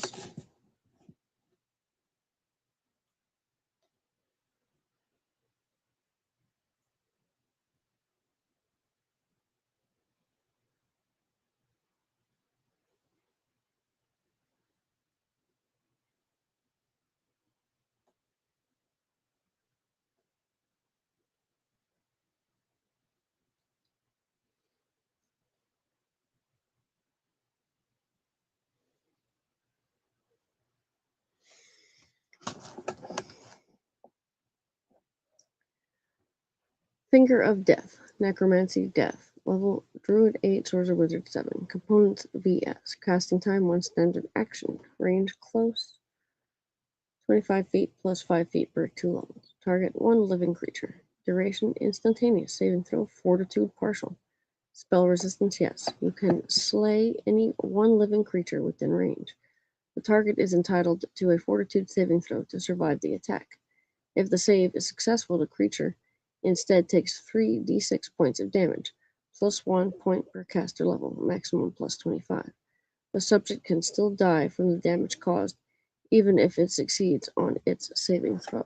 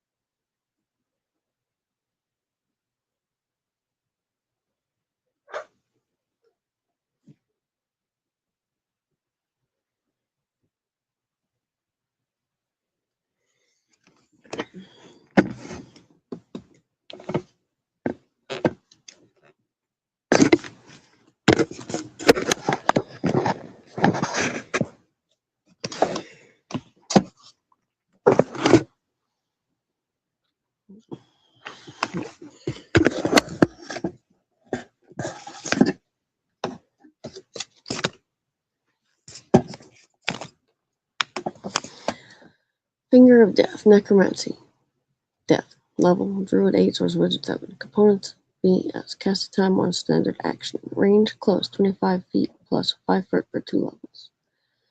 Target 1 living creature. Duration instantaneous. Saving throw Fortitude partial. Spell resistance yes. You can slay any 1 living creature within range. The target is entitled to a Fortitude saving throw to survive the attack. If the save is successful, the creature instead takes 3d6 points of damage, plus 1 point per caster level, maximum plus 25. The subject can still die from the damage caused, even if it succeeds on its saving throw. Fire Seeds, Conjuration, Creation, Fire. Level Druid 6, Fire 6, Sun 6. Components VSM. Casting time 1 standard action. Range touch. Targets up to 4 touched acorns or up to 8 touched hollyberries. Duration 10 minutes per level or until used. Saving throw none or reflex half. See text. Spell resistance no. Depending on the version of Fire Seeds you choose, you turn acorns into splash weapons that you or another character can throw, or you turn hollyberries into bombs that you can detonate on command. Acorn grenades. As many as 4 acorns turn into special splash weapons that can be hurled as far as 100 feet. A ranged touch attack roll is required to strike the intended target. Together, the acorns are capable of dealing 1d6 points of fire damage per caster level, maximum 20d6, divided up among the acorns as you wish. Each acorn explodes upon striking any hard surface.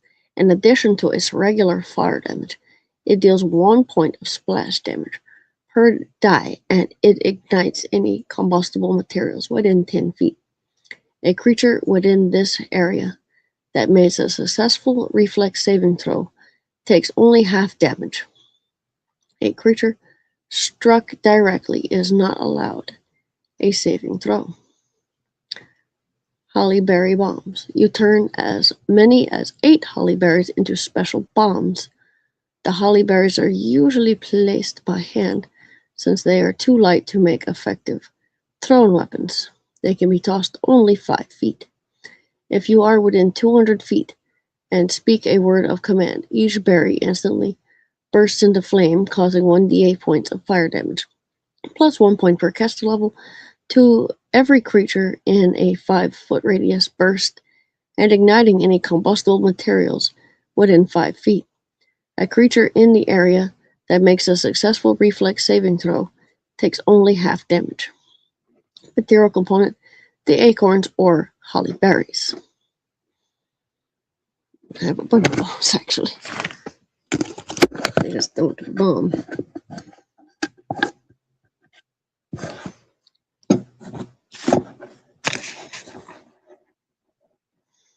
Fire Shield. Evocation. Fire Cold. Level Fire 5. Sorcerer Wizard 4. Sun 4.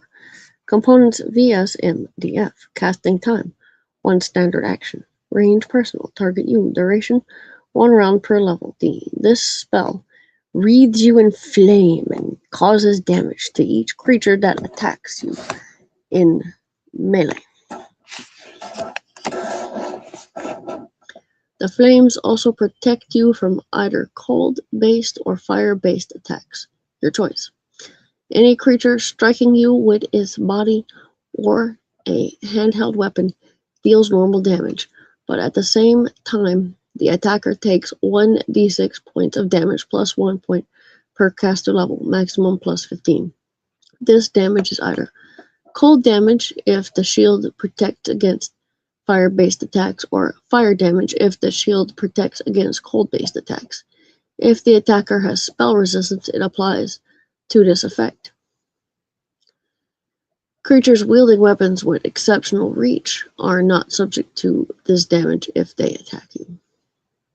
When casting this spell, you appear to immolate yourself, but the flames are thin and wispy, giving off a light equal to only half the illumination of a normal torch, 10 feet. The color of the flames is determined randomly, 50% chance of either color, blue or green, if the chill shield is cast, violet or blue, if the warm shield is employed. The special powers of each version are as follows.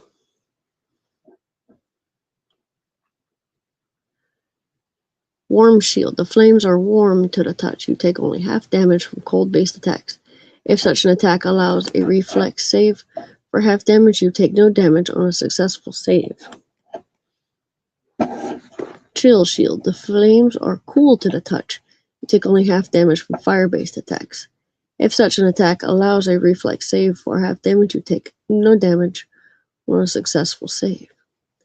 Arcane material component, a bit of phosphorus for the warm shield, a live firefly or glowworm or the tail portions of 4 dead ones for the chill shield. It's kind of morbid. Firestorm, evocation fire. Level cleric 8, druid 7, fire 7. Components VS. Casting time 1 round. Range medium 100 feet plus 10 feet per level. Area 2 10 feet cubes per level. S. Duration instantaneous. Saving throw reflex half. Spell resistance yes. When a firestorm spell is cast, the whole area is shot through with sheets of roaring flame. The raging flames do not harm natural vegetation, ground cover, and any plant creatures in the area that you wish to exclude from damage. Any other creature within the area takes 1d6 points of fire damage per caster level, maximum 20d6.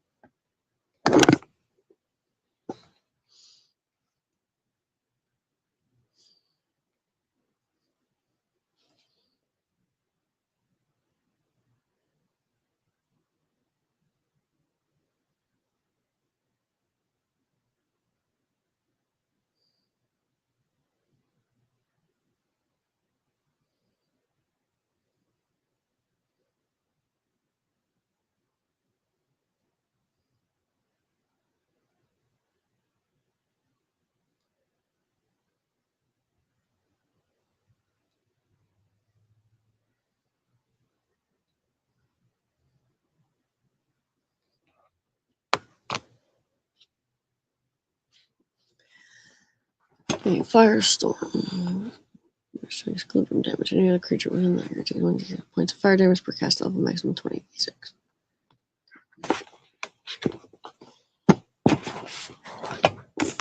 Let's keep falling.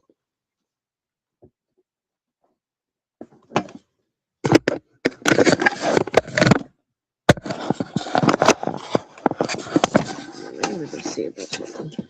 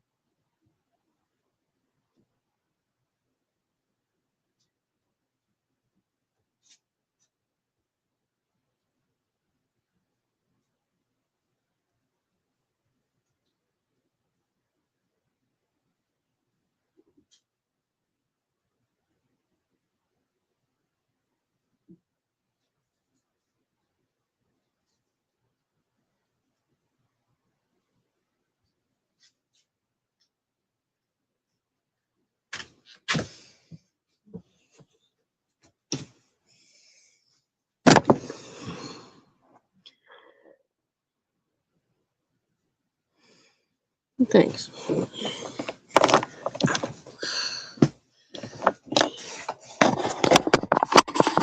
I'm going to take my book reading outside for a while.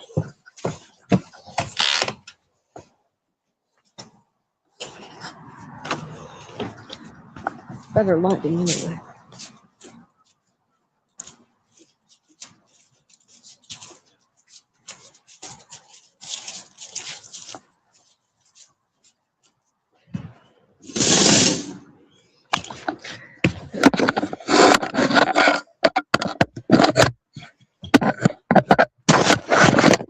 And I found my other phone stand. Works better than that one. Alright, so fire trap, abjuration, fire. Level Druid 2, Sorcerer Wizard 4. Components VSM. Casting time 10 minutes. Range touch, target object touch. Duration permanent until discharged. Saving throw, reflex half, see text. Spell resistance, yes. Fire trap creates a fiery explosion when an intruder opens the item that the trap protects. A fire trap can ward any object that can be opened and closed. When casting fire trap, you select a point on the object as the spell's center.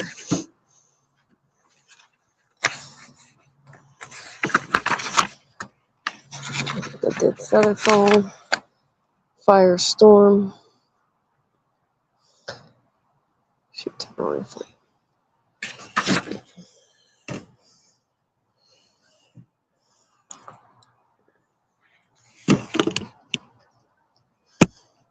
When casting Fire Trap, you select a point on the object as the spell center. When someone other than you opens the object, a fiery explosion fills the area within a 5-foot radius around the spell's center. The flames deal 1d4 points of fire damage, plus 1 point per caster level, maximum plus 20. The item protected by the trap is not harmed by this explosion. A fire-trapped item cannot have a second closure or warding spell placed on it. A knock spell does not bypass a fire trap. An unsuccessful dispel magic spell does not detonate the spell. Underwater, this ward deals half damage and creates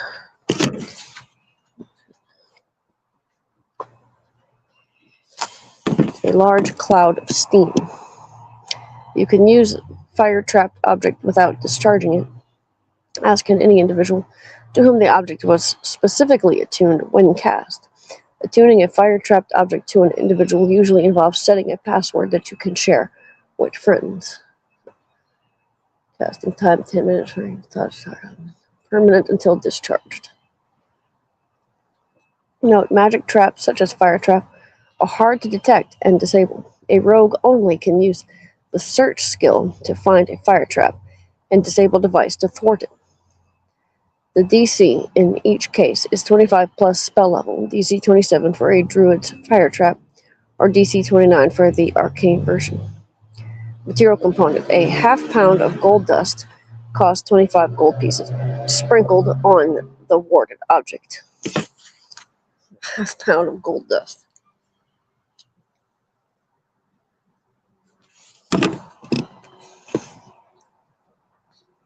Fireball. Evocation, fire, level Sorcerer Wizard 3, components VSM. Casting time 1 standard action. Range long 400 feet plus 40 feet per level. Area 20-foot radius spread. Duration instantaneous. Saving throw, reflex half. Spell resistance, yes. A fireball spell is an explosion of flame that detonates with a low roar and deals 1d6 points of fire damage per caster level, maximum 10d6, to every creature within the area. Unattended objects also take this damage. The explosion creates almost no pressure. You point your finger and determine the range, distance, and height at which the fireball is to burst. A glowing pea-sized bead streaks from the pointing digit end, unless it impacts a pointed material body or solid barrier. This is fireball. Oh.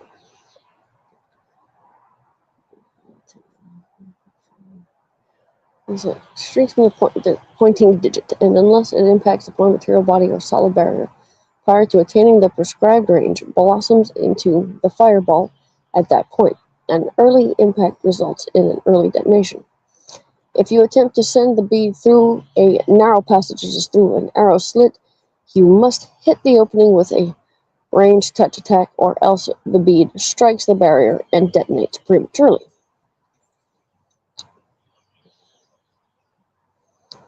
The fireball sets fire to combustibles and damages objects in the area.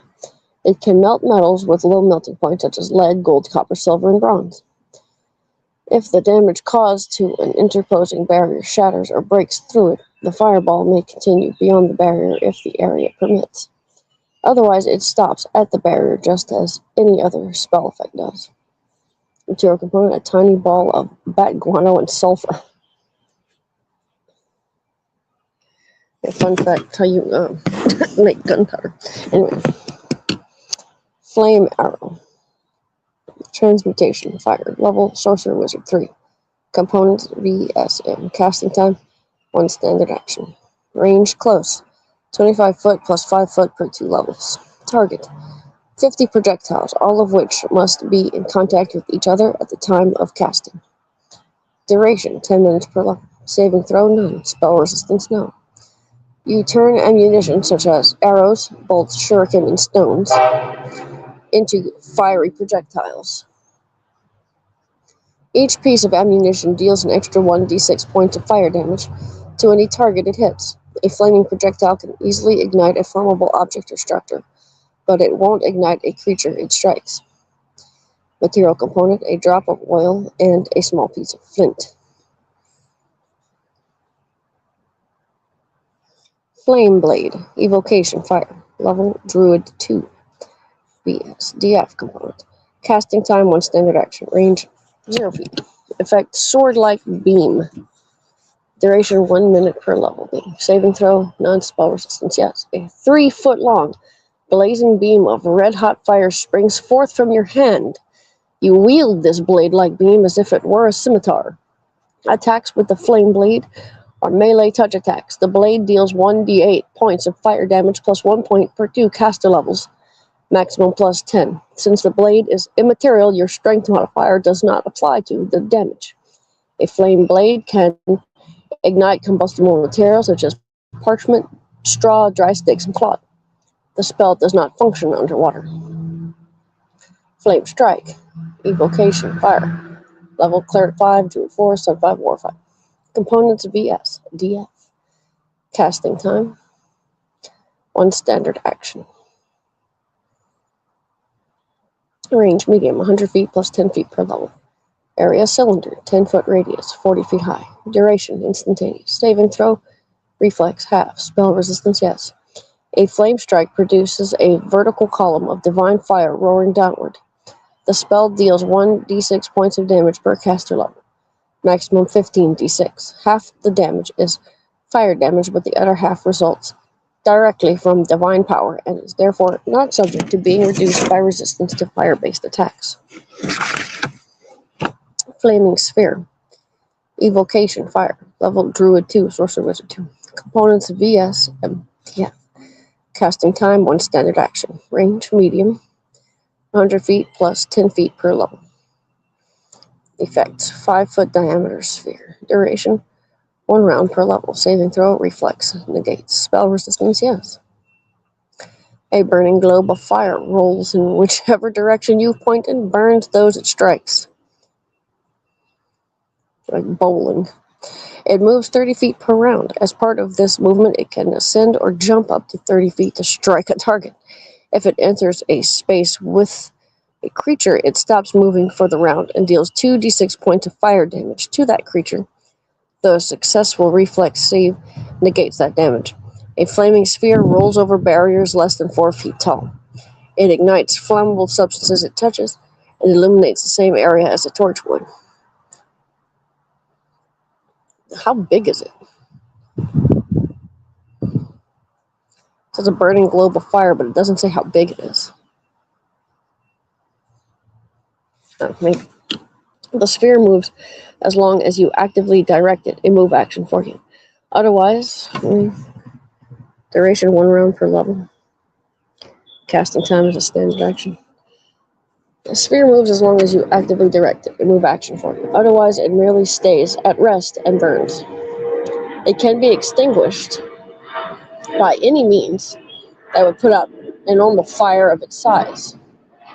The surface of the sphere has a spongy, yielding consistency, and so does not cause damage except by its flame. It's a big burning sponge. It cannot push aside unwilling creatures or batter down large obstacles. A flaming sphere winks out if it exceeds the spell's range. 100 feet plus 10 feet per level, which is Druid's 2, Sorcerer Wizard 2. Arcane material component, a bit of tallow, a pinch of brimstone, and a dusting of powdered iron.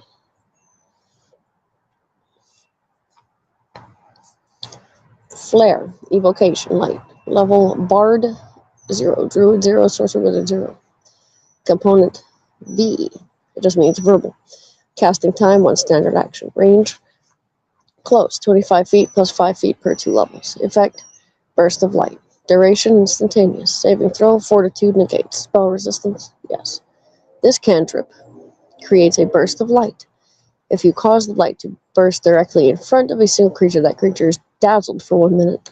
Thus, it makes a successful fortitude save. Sightless creatures, as well as creatures already dazzled, are not affected by flare.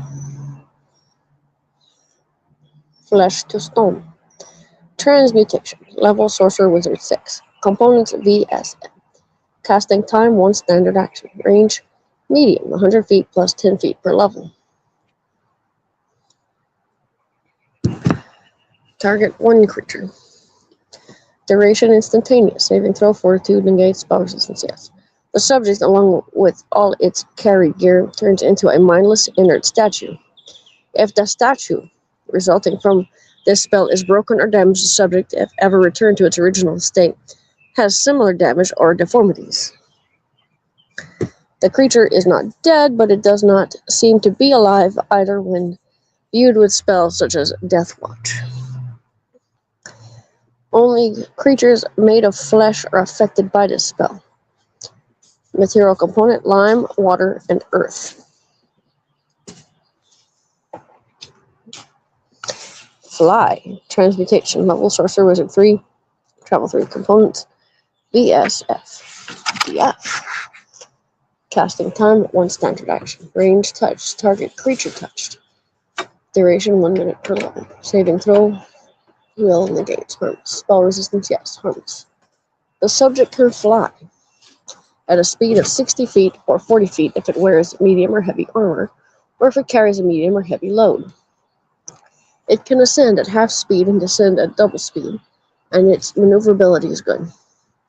Using a fly spell requires only as much concentration as walking, so the subject can attack or cast spells normally. The subject of a fly spell can charge but not run, and it cannot carry aloft more weight than its maximum load, plus any armor it wears.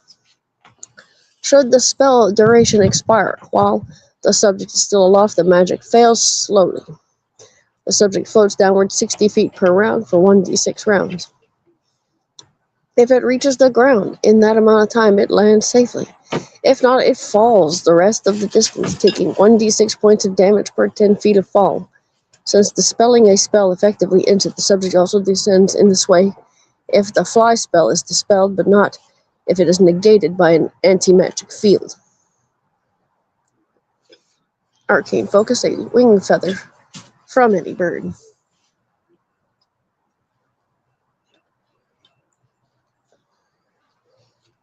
Floating disc. Evocation. Force. Level Sorcerer Wizard 1. Components VSM. Casting time 1 standard action. Range close 25 feet plus 5 feet per 2 levels. Effect 3-foot diameter disc of force. Duration 1 hour per level. Saving throw none. Spell resistance no. You create a slightly concave, circular plane of force that follows you about and carries loads for you. This is a level 1 spell. The disc is 3 feet in diameter and 1 inch deep at its center. It can hold 100 pounds of weight per caster level. If it is used to transport a liquid, its capacity is 2 gallons. The disc floats approximately 3 feet above the ground at all times and remains level. It floats along horizontally within spell range and will accompany you at a rate of no more than your normal speed each round. If not otherwise directed, it maintains a constant interval of 5 feet between itself and you. The disc winks out of existence when the spell duration expires, 1 hour per level. The disc also winks out if you move beyond range or try to take the disc more than 3 feet away from the surface beneath it. When the disc winks out, whatever it was supporting falls to the surface beneath it. Material component, a drop of mercury. Fog cloud. Conjuration. Creation. Level Druid 2, Sorcerer Wizard 2, Water 2. Components BS. Casting time 1 standard action. Range medium 100 feet plus 10 feet per level. It says 10 foot level. So it's supposed to have a slash there, but it doesn't.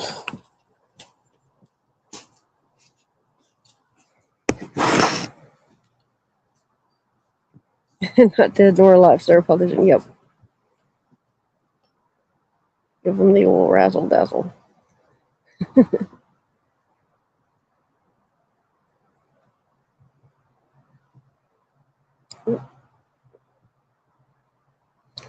So they're immune.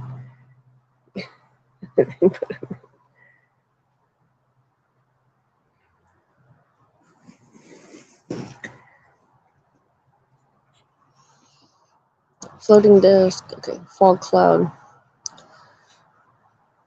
Fog spreads in a 20-foot radius, 20 feet high. Duration 10 minutes per level. Saving throw none. Spell resistance no. A bank of fog billows out from the point you designate. The fog obscures all sight, including dark vision beyond 5 feet. A creature within 5 feet has concealment attacks, have a 20% miss chance. Creatures farther away have total concealment, 50% miss chance. And the attacker can't use sight to locate the target. A moderate wind, 11 plus miles per hour, disperses the fog in 4 rounds. A strong wind, 21 plus miles per hour, disperses the fog in 1 round. The spell does not function underwater.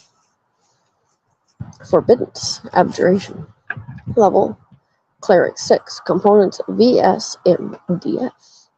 Casting time 6 rounds. Range medium 100 foot plus 10 foot per level. Area 60 foot cube per level. S. Duration permanent. Okay, forbiddance permanent. Saving throws. Exposes this. Forbiddance seals an area against all planar travel into or within it. This includes all teleportation spells, such as Dimension Door and Teleport, plane shifting, astral travel, ethereal travel, and all summoning spells. Such effects simply fail automatically. In addition, it damages entering creatures whose alignments are different from yours.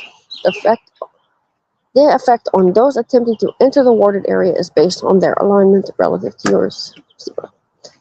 The creature inside the area when the spell is cast takes no damage unless it exits the area and attempts to re-enter, at which time it is affected as normal.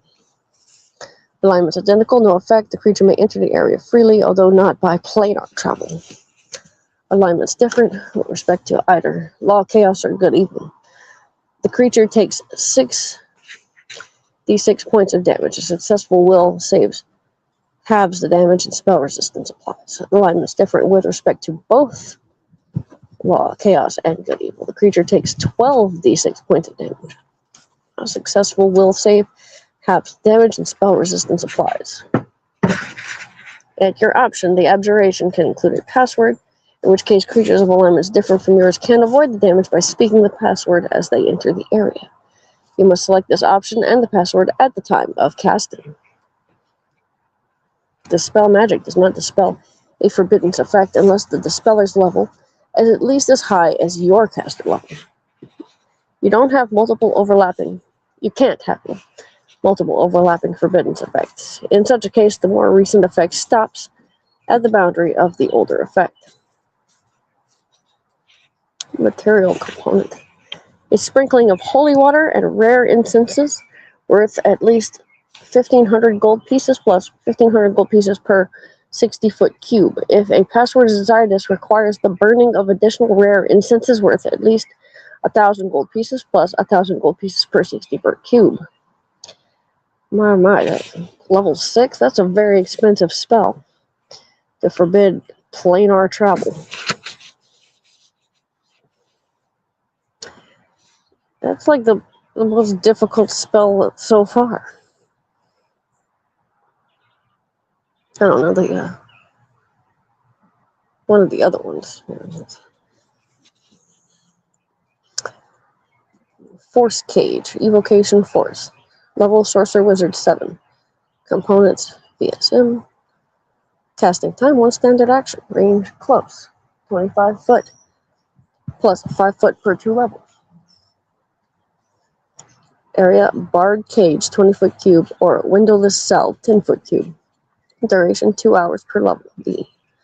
Saving throw, none. Spell resistance, no. This powerful spell brings into being an immobile, invisible cubical prison composed of either bars of force or solid walls of force. Your choice. It should be more difficult than that.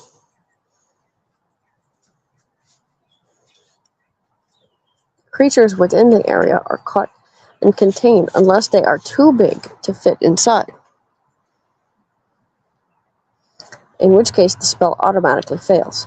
Teleportation and other forms of astral travel provide means of escape, but the force walls or bars extend into the ethereal plane, blocking ethereal travel.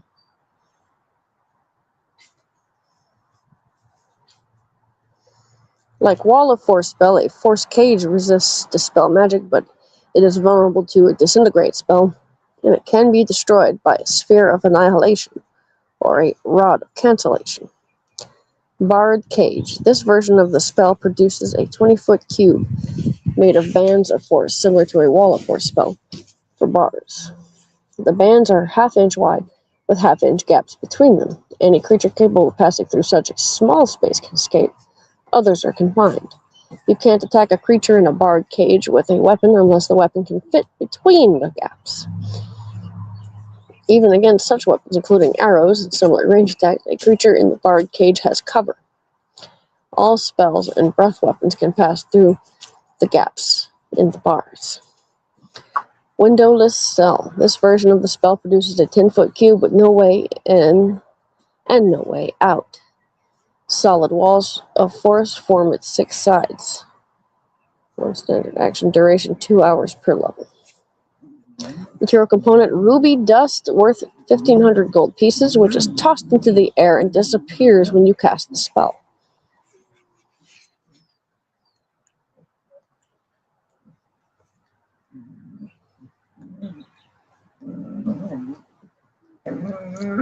That is less expensive than Forbiddens.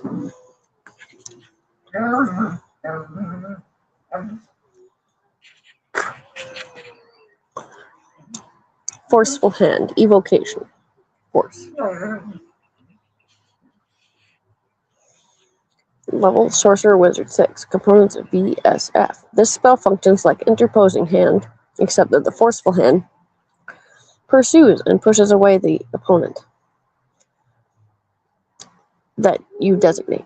Treat this attack as a bull rush with a plus 14 bonus on the strength check, plus 8 for strength, 27, plus 4 for being large, and a plus 2 bonus for charging, which it always gets.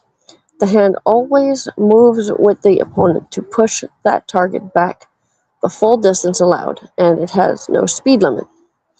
Directing the spell to a new target is a move action. Hmm.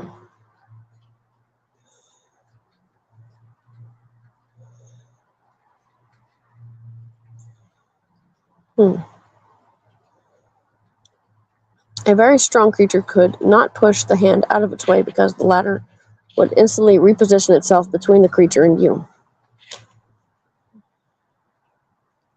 But an opponent could push the hand up against you by successfully bull rushing it.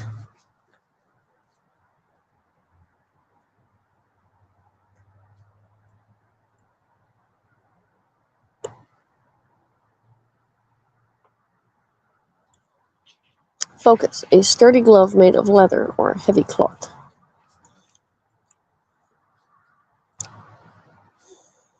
Foresight, divination, level druid 9, knowledge 9, sorcerer wizard 9.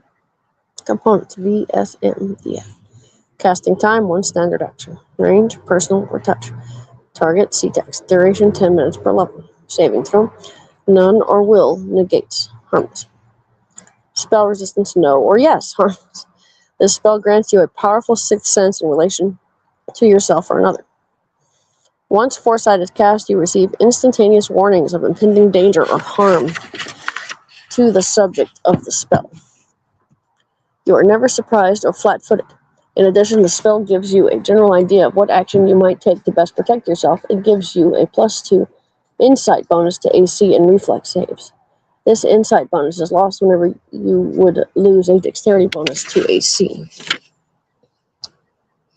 Duration 10 minutes.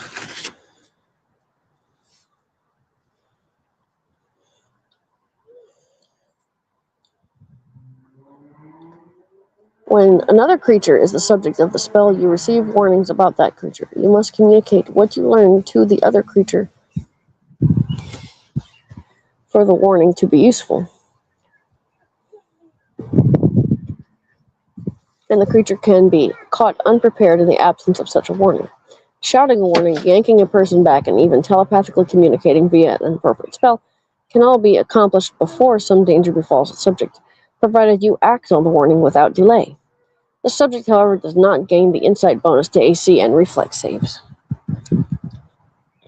Arcane material component, a hummingbird's feather.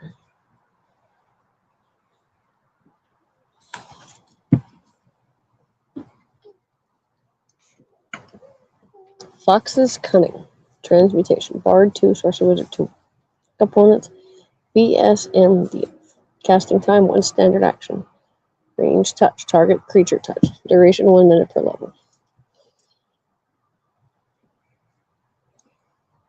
Saving throw. Will negate. Harmless. Spell resistance, yes. The transmuted creature becomes smarter. The spell grants a +4 enhancement bonus to intelligence, adding the usual benefits to intelligence-based skill checks and other uses of the intelligence modifier. Wizards and other spellcasters who rely on intelligence affected by this spell do not gain any additional bonus spells for the increased intelligence. Affected, but the DCs for spells they cast while under the spell's effect do increase. This spell doesn't grant extra skill points. Arcane material component, a few hairs or a pinch of dung from a fox. I think it should be like fox fur lined gloves and bracers.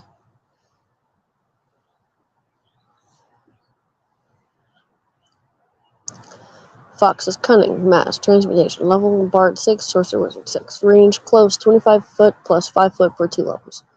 Target 1 creature per level, no 2 of which can be more than 30 feet apart. This spell functions like Fox's Cunning, except that it affects multiple creatures. And especially then, you should have to have some kind of fox fur lined clothing, armor. Freedom.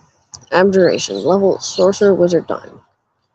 Components VS. Casting time 1 standard action. Range close 25 foot plus 5 foot per 2 levels. Or see text. Target 1 creature. Duration instantaneous. Saving throw.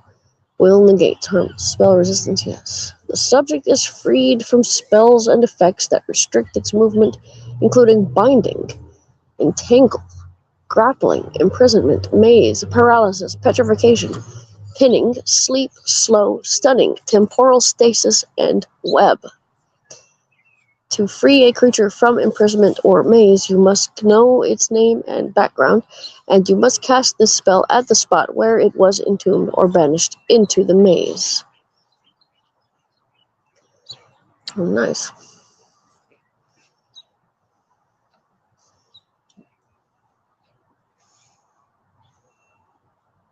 Sorcerer Wizard. Level 9. That's like the whole plot of my game. Is, the wizard has you trapped. And only he can free you with the freedom spell. Unless another powerful wizard comes along, but that's not likely.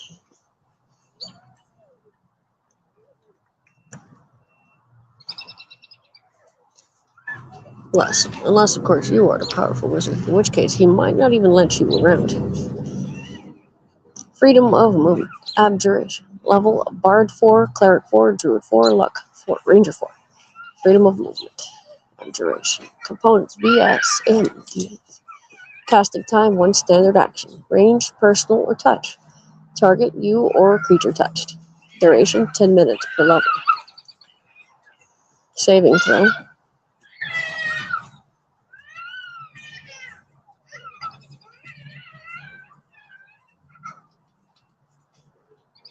Will negate harmless. Spell resistance, yes, harmless. The spell enables you or a creature you touch to move and attack normally for the duration of the spell, even under the influence of magic that usually impedes movement, such as paralysis, solid fog, slow, and web.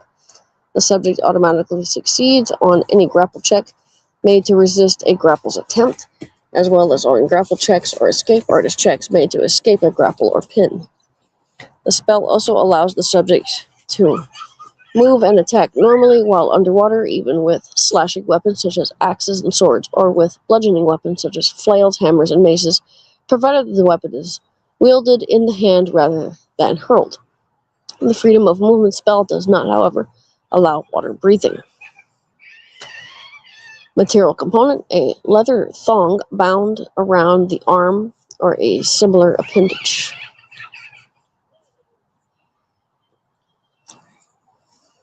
Freezing sphere. Evocation cold. Level Sorcerer Wizard 6. Components VSF. Casting time 1 standard action. Range long 400 feet plus 40 feet per level. Target, effect, or area. See text. Duration instantaneous or 1 round per level. See text. Saving throw reflex half. Spell resistance, yes. Freezing sphere creates a frigid globe of cold energy that streaks from your fingertips to the location you select, where it explodes in a 10-foot radius burst, dealing 1d6 points of cold damage per caster level, maximum 15d6 to each creature in the area. An elemental water creature instead takes 1d8 points of cold damage per caster level, maximum 15d8. So 1d6. So that takes 1d8. Okay.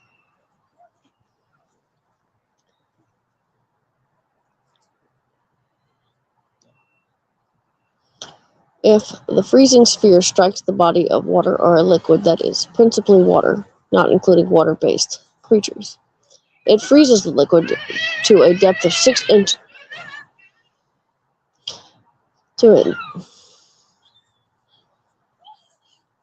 It freezes the liquid to a depth of 6 inches over an area equal to 100 square feet, a 10-foot square, per caster level.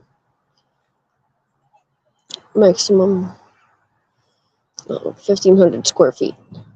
This ice lasts for 1 round per caster level. Creatures that were swimming on the surface of frozen water become trapped in the ice.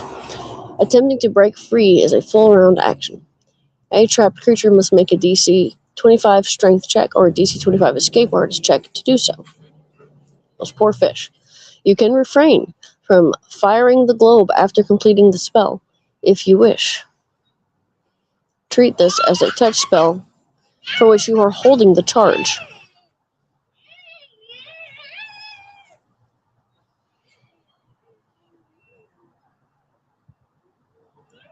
You can hold the charge for as long as 1 round per level, at the end of which time the freezing sphere bursts centered on you and you receive no saving throw to resist its effect. Firing the globe in a later round is a standard action. Focus a small crystal sphere.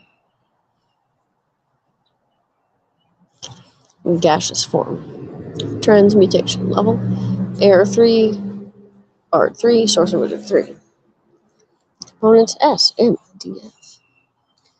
Casting time 1 standard action. Range touch. Target willing corporeal creature touched. Duration 2 minutes per level. D. Saving throw none. Spell resistance no. The subject and all its gear become insubstantial, misty, and translucent. Its material armor, including natural armor, becomes worthless, though its size, dexterity, deflection bonuses, and armor bonuses from force effects still apply. The subject gains damage reduction, 10 per magic, and becomes immune to poison and critical hits. It can't attack or cast spells. It can neither attack nor cast spells with verbal, somatic material, or focus components while in gaseous form. This does not rule out the use of certain spells that the subject may have prepared using the feats Silent Spell, Still Spell, and Eschew materials. The subject also loses supernatural abilities while in gaseous form. I didn't think I saw Eschew materials in here.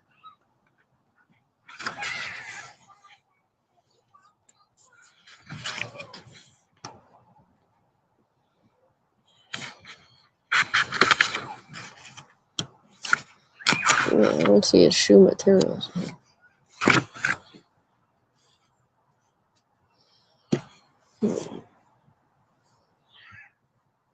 The subject also loses supernatural abilities while in gaseous form. If it has a touch spell ready to use, the spell is discharged harmlessly when the gaseous form spell takes effect. A gaseous creature can't run, but it can fly at a speed of 10 feet. Maneuverability perfect. It can pass through small holes or narrow openings, even near cracks, with all it was wearing or holding in its hands as long as the spell persists. The creature is subject to the effects of wind, and it can't enter water or other liquid. It also can't manipulate objects or activate items, even if those carried along with its gaseous form.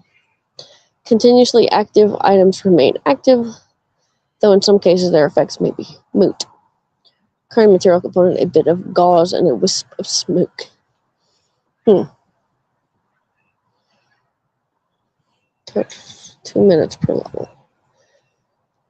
Somatic.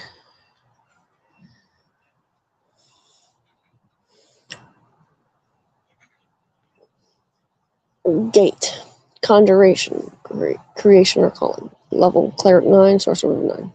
Components V, S, XP. See text. Casting time 1 standard action. Range medium, 100 feet plus 10 feet per level. Effect C text. Duration instantaneous or concentration up to 1 round per level. See text. Saving throw none. Spell resistance no. Casting a gate spell has 2 effects. First, it creates an interdimensional connection between your plane of existence and the plane you specify, allowing travel between those 2 planes in either direction.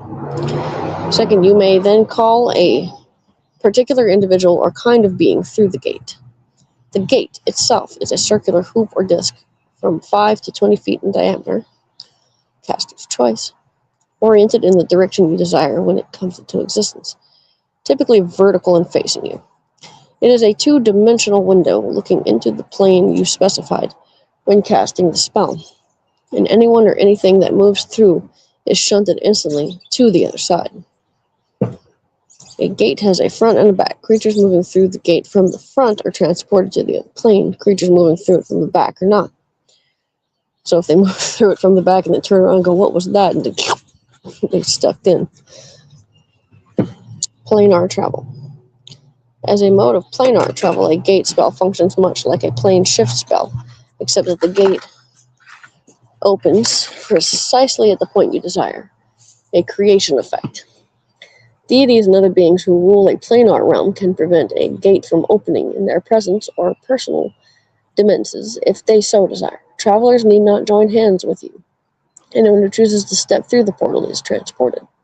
A gate cannot be opened to another point on the same plane. The spell works only for interplanar travel. You may hold the gate open only for a brief time, no more than one round per caster level, and you must concentrate on doing so, or else the interplanar connection is severed.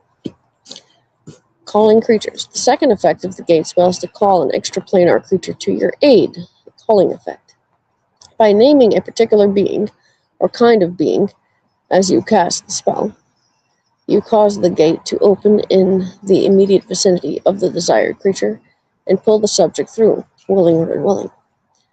Deities and unique beings are under no compulsion to come through the gate, although they may choose to do so of their own accord. The use of the spell creates a gate that remains open just long enough to transport the called creatures. This use of the spell has an XP cost, see below. If you choose to call a kind of creature instead of a known individual, you may call either a single creature of any HD or several creatures. You can call and control several creatures as long as their hit dice total does not exceed your caster level. In the case of a single creature, you can control it if its HD do not exceed twice your caster level. A single creature with more hit dice than twice your caster level can't be controlled. Deities and unique beings cannot be controlled in any event. An uncontrolled being acts as it pleases, making the calling of such creatures rather dangerous. The calling of such creatures rather dangerous. An uncontrolled being may return to its home plane at any time.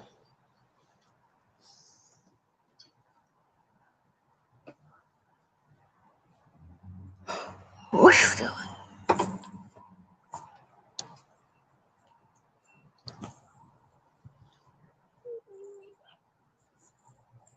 A controlled creature can be commanded to perform a service for you. Such services fall into two categories: immediate tasks and contractual service. Fighting for you in a single battle or taking any other actions that can be accomplished within one round per caster level count as an immediate task. You need not make any agreement or pay any reward for the creature's help.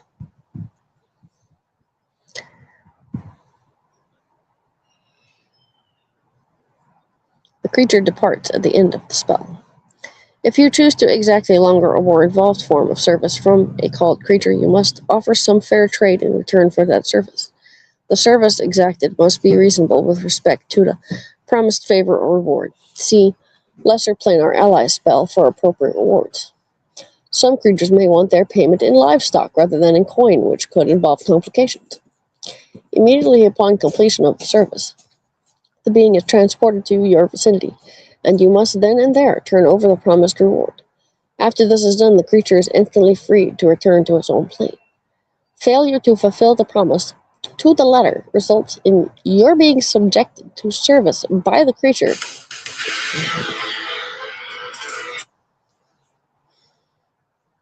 or by its liege and master at the very least.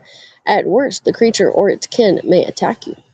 Note: when you use a calling spell such as Gate to call an air, chaotic, earth, evil, fire, good, lawful, or water creature, it becomes a spell of that type.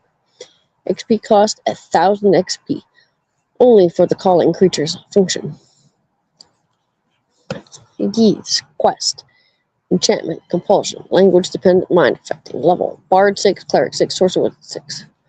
Casting time 10 minutes. Target 1 living creature. Shh.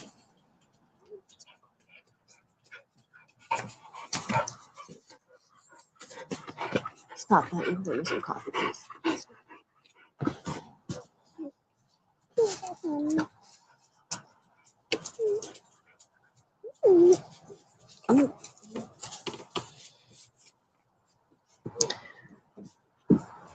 This spell functions similarly to lesser geese.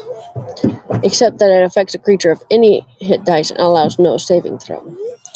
Instead of taking penalties to ability scores, as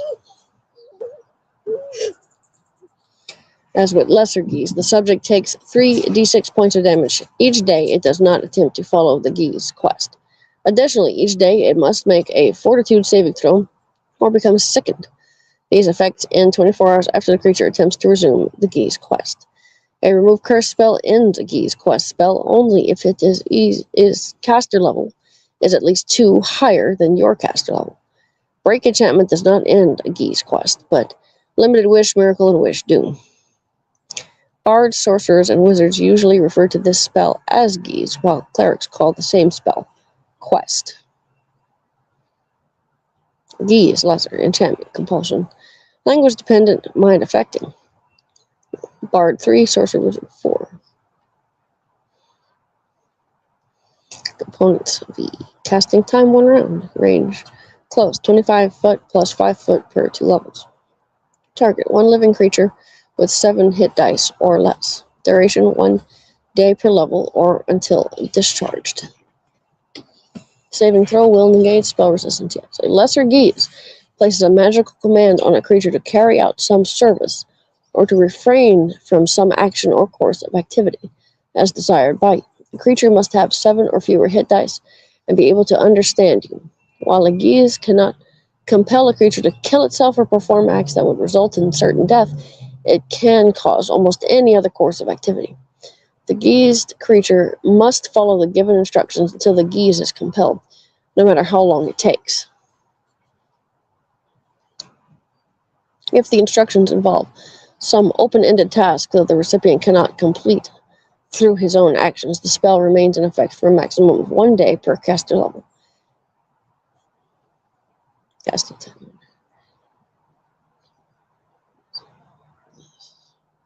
One day per level or until discharged. A clever recipient can subvert some instructions. If the subject is prevented from obeying the lesser geese for 24 hours, it takes a -2 penalty to each of its ability scores. Each day, another -2 penalty accumulates, up to the total of -8. No ability score can be reduced to less than 1 by this effect. The ability score penalties are removed 24 hours after the subject resumes obeying the lesser geese.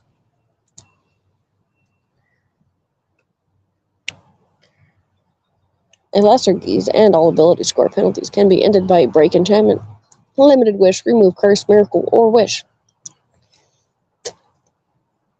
This spell magic does not affect it.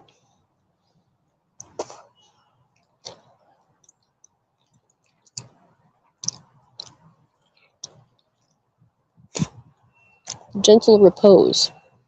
Necromantic cleric 2, sorcerer wizard 3 level. Components V, S, M, D, F. Casting time 1 standard action. Range touch. Target corpse touched. Duration 1 day per level. Saving throw will negate object. Spell resistance, yes. Object. You preserve the remains of a dead creature so that they do not decay. Doing so effectively extends the time limit on raising that creature from the dead. See, raise dead. Days spent under the influence of this spell don't count against the time limit.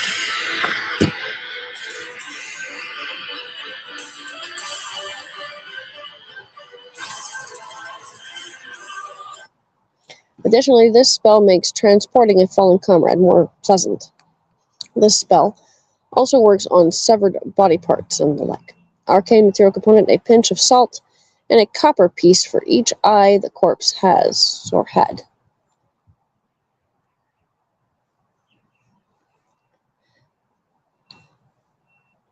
Gentle repose.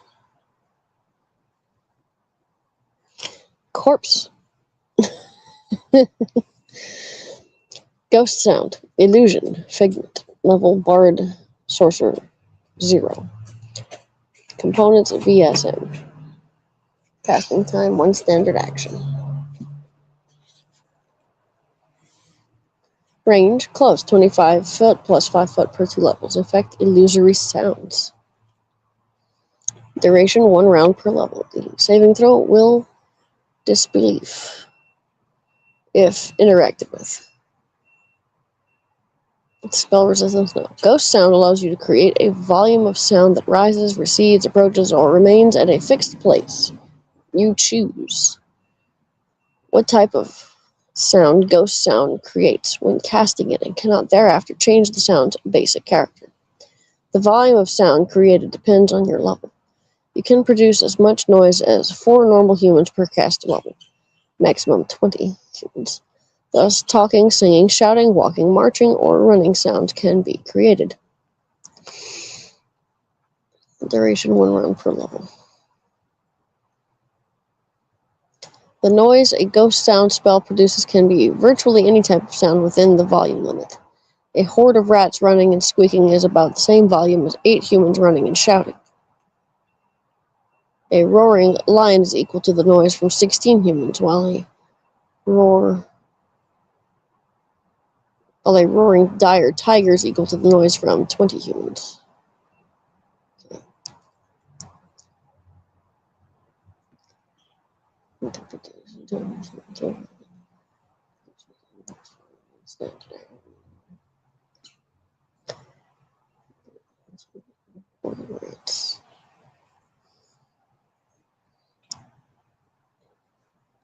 Ghost sound can enhance the effectiveness of a silent image spell. Ghost sound can be made permanent with a permanency spell. So instead of 1 round per level, it can be permanent. Material component, a bit of wool or a small lump of wax.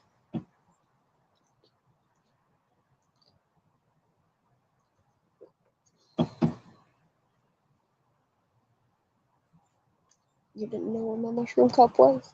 It's on my desk. Can I have a coat? I'm cold.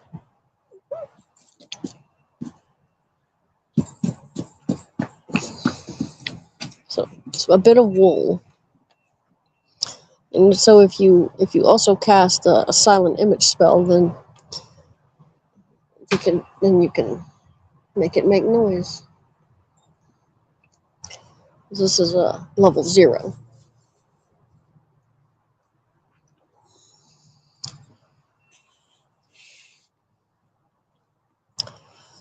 Material component, bit of wool.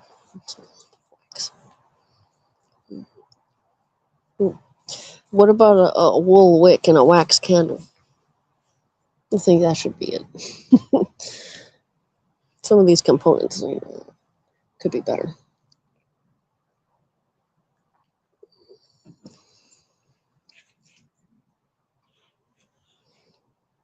Ghoul Touch, Necromancy, Level Sorcerer Wizard 2. Components, VSM, Casting Time 1 standard action. Range Touch, target living humanoid touched.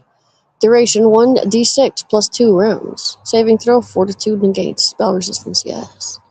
Imbuing you with negative energy, this spell allows you to paralyze a single living humanoid for the duration of the spell, 1d6 plus 2 rounds, with a successful melee touch attack.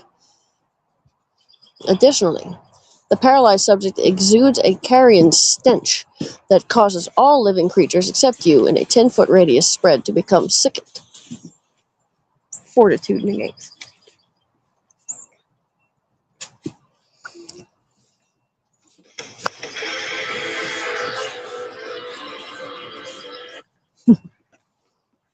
A neutralized poison spell removes the effect from a sickened creature, and creatures immune to poison are unaffected by the stench. Material component, a small scrap of cloth taken from clothing worn by a ghoul, or a pinch of earth from a ghoul's lair. So, paralyzed somebody goes all 10 foot to become sickened.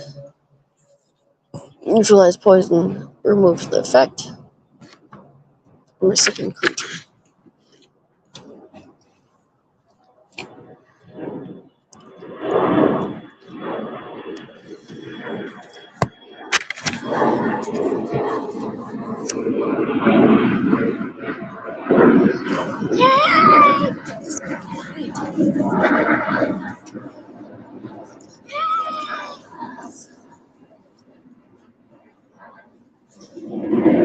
Giant vermin. Transmutation. Level Cleric 4, Druid 4. Components VS, DF. Casting time 1 standard action. Range close. 25 foot plus 5 foot per 2 levels. Targets up to 3 vermin, no 2 of which can be more than 30 feet apart. Duration 1 minute per level. Saving throw, non-spell resistance. Yes. You turn 3 normal-sized centipedes, 2 normal-sized spiders, or a single normal-sized scorpion into larger forms. Only 1 type of vermin can be transmuted, so a single casting cannot affect both a centipede and a spider. And all must be grown to the same size. The size to which the vermin can be grown depends on your level. See the table. A giant vermin created by this spell do not attempt to harm you, but your control of such creatures is limited to simple commands. Attack, defend, stop, and so forth. 4th, vermin. Orders to attack a certain creature when it appears or guard against a particular occurrence are too complex for the vermin to understand. Unless commanded to do otherwise, the giant vermin attack whoever or whatever is near them. Probably makes them very hungry.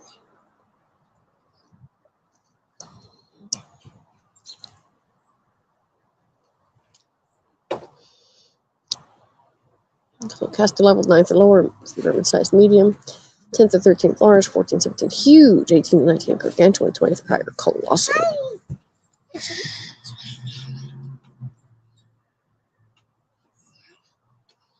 It's starting to rain.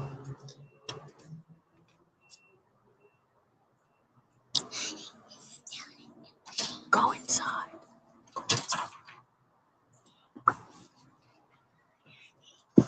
Glibness. Transmutation. Level Bard 3. Components S. Casting time 1 standard action. Range personal. Target you. Duration 10 minutes per level D. Your speech becomes fluent and more believable. You gain a plus 30 bonus on bluff checks made to convince another of the truth of your words. This bonus doesn't apply to other uses of the bluff skill, such as feinting in combat, creating a diversion to hide, or communicating a hidden message via innuendo. If a divination is attempted against you that would detect your lies or force you to speak the truth,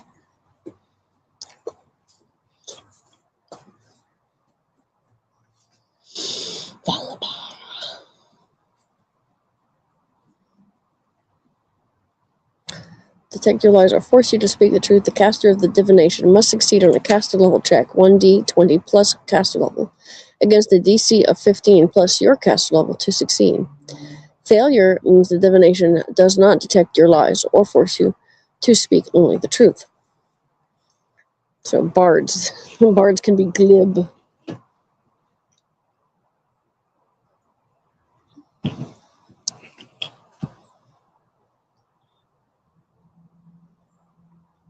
Glitter dust, conjuration, creation. Level Bard 2, Sorcerer Wizard 2. Components VSM. Casting time 1 standard action. Range medium, 100 feet plus 10 feet per level.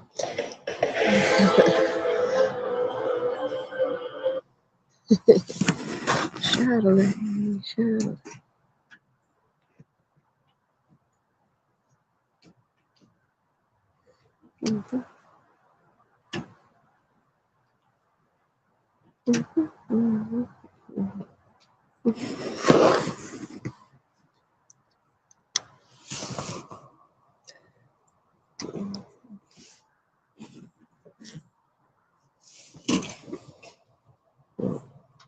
Saving throw.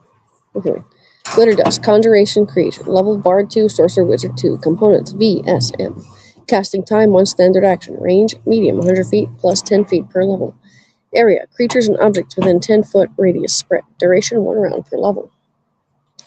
Saving throw. Will negates. Binding. Spell resistance. No. A cloud of golden particles covers everyone and everything in the area, causing creatures to become blinded and visibly outlining invisible things for the duration of the spell. All within the area are covered by the dust, which cannot be removed and continues to sparkle until it fades. Per level. Any creature covered by the dust takes a -40 penalty on hide checks. Material component ground mica. Wow. No, if that's only a level 2 spell, then there's no sneaking up on a wizard. If he thinks that he needs to detect something, he can just cast that with some ground mica.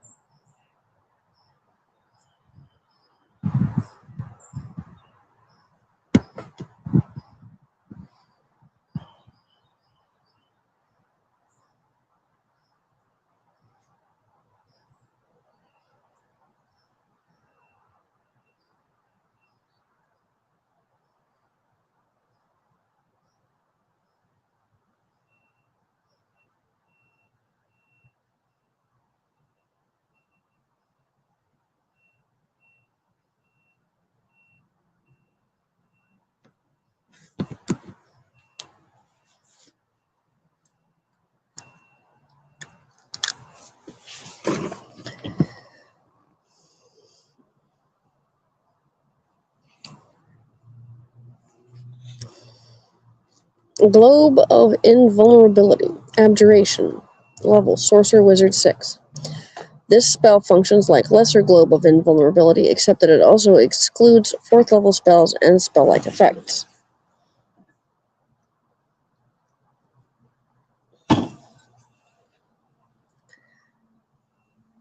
Globe of Invulnerability. Lesser. Abjuration. Level Sorcerer Wizard 4. So, VSM. Casting time on standard action. Range 10 foot. Area 10 foot radius. Spherical emanation.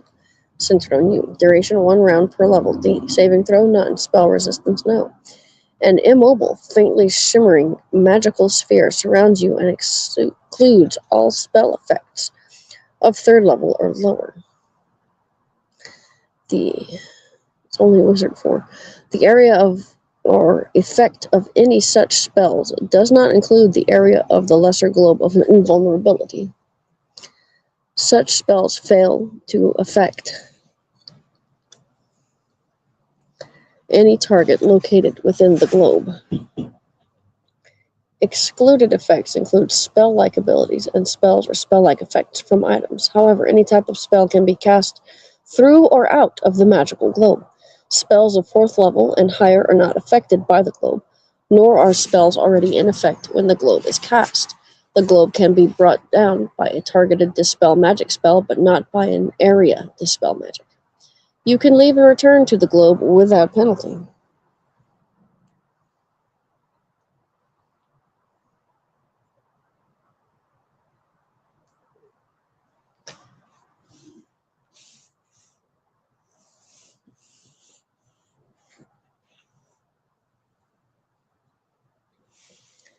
Note that spell effects are not disrupted unless their effects enter the globe, and even then they are merely suppressed, not dispelled.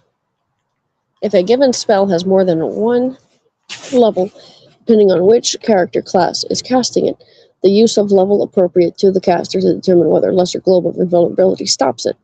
Material component: a glass or crystal bead that shatters at the expiration of the spell.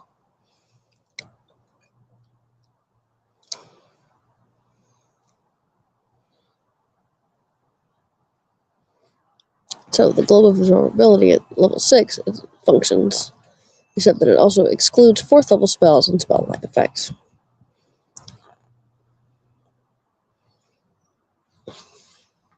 Globe. At a 10-foot radius.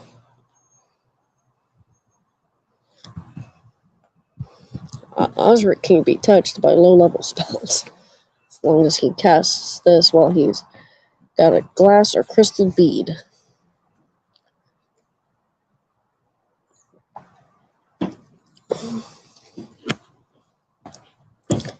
Glyph of Warding. Abjuration. Level Cleric 3. Components VSM. Casting time 10 minutes. Range touch. Area or target.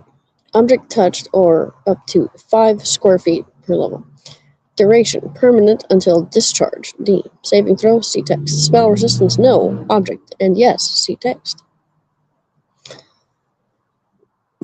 This powerful inscription, level 3, harms those who enter, pass, open the warded area or object. Harms those who either pass, enter, or open the warded area or object. A glyph of warding can guard a bridge or passage, ward a portal, trap a chest or box, and so on. You set the conditions of the ward, and typically any creature entering the warded area or opening the warded object without speaking a password, which you set when casting the spell, is subject to the magic it stores. Alternatively, or in addition to a password trigger, glyphs can be set according to physical characteristics such as height or weight or creature type, subtype, or kind. Glyphs can also be set with respect to good, evil, law, or chaos, or to pass those of your religion. They cannot be set according to class, hit dice, or level. Glyphs respond to invisible creatures normally, but are not triggered by those who travel past them ethereally.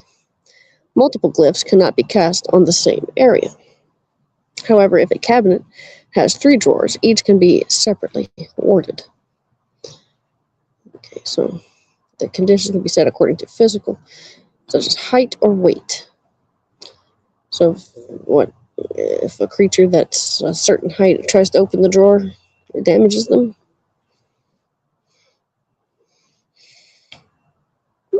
When casting the spell, you weave a tracery of faintly glowing lines around the warding sigil.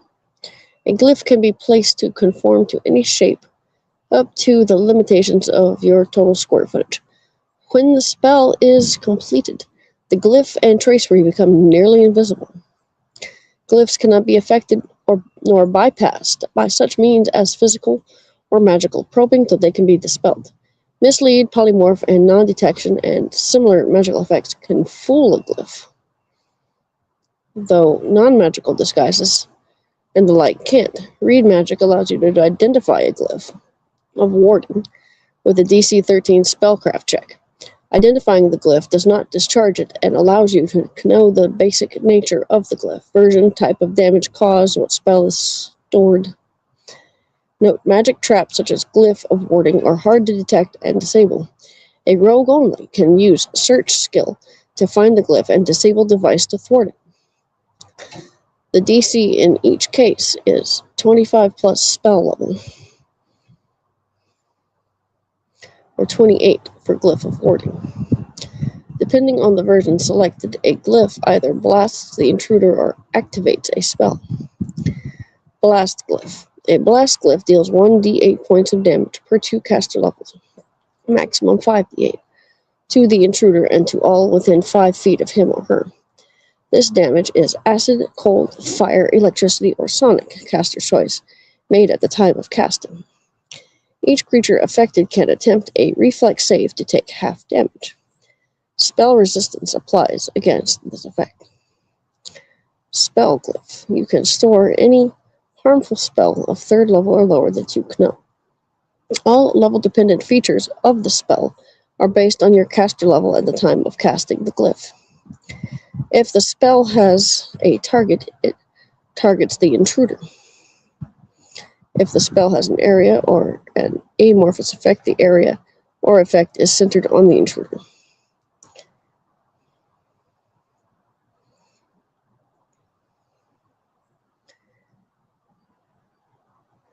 The spell summons creatures. They appear as close as possible to the intruder and attack. Saving throws and spell resistance operate as normal, except that the DC is based on the level of the spell stored in the glyph. To your component, you trace the glyph with incense, which must first be sprinkled with powdered diamond worth at least 200 gold pieces.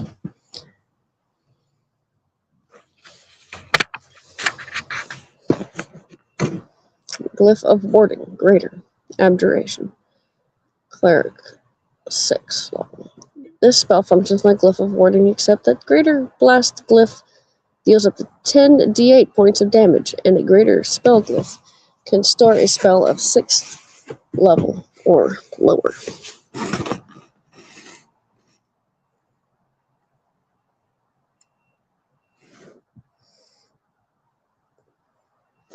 Material component, you trace the glyph with incense, which must first be sprinkled with powdered diamond worth at least 400 gold pieces. Goodberry, transmutation, level, Druid 1, components VS, DF, casting time 1 standard action, range touch, targets 2d4 fresh berries touched. Duration 1 day per level, saving throw none, spell resistance, yes. Casting Goodberry upon a handful of freshly picked berries makes 2d4 of them magical. You, as well as any other druid of 3rd or higher level, can immediately discern which berries are affected. Each transmuted berry provides nourishment as if it were a normal meal for a medium creature. The berry also cures 1 point of damage when eaten, subject to a maximum of 8 points of such curing in any 24-hour period.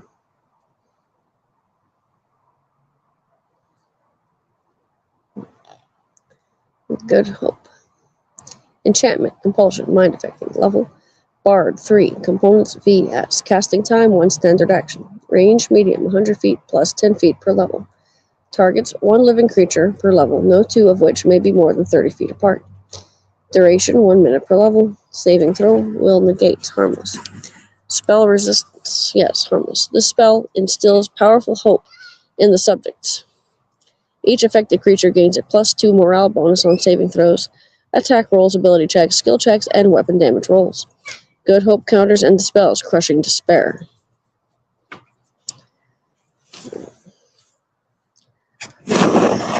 My battery is dying, so I'm gonna resume this later.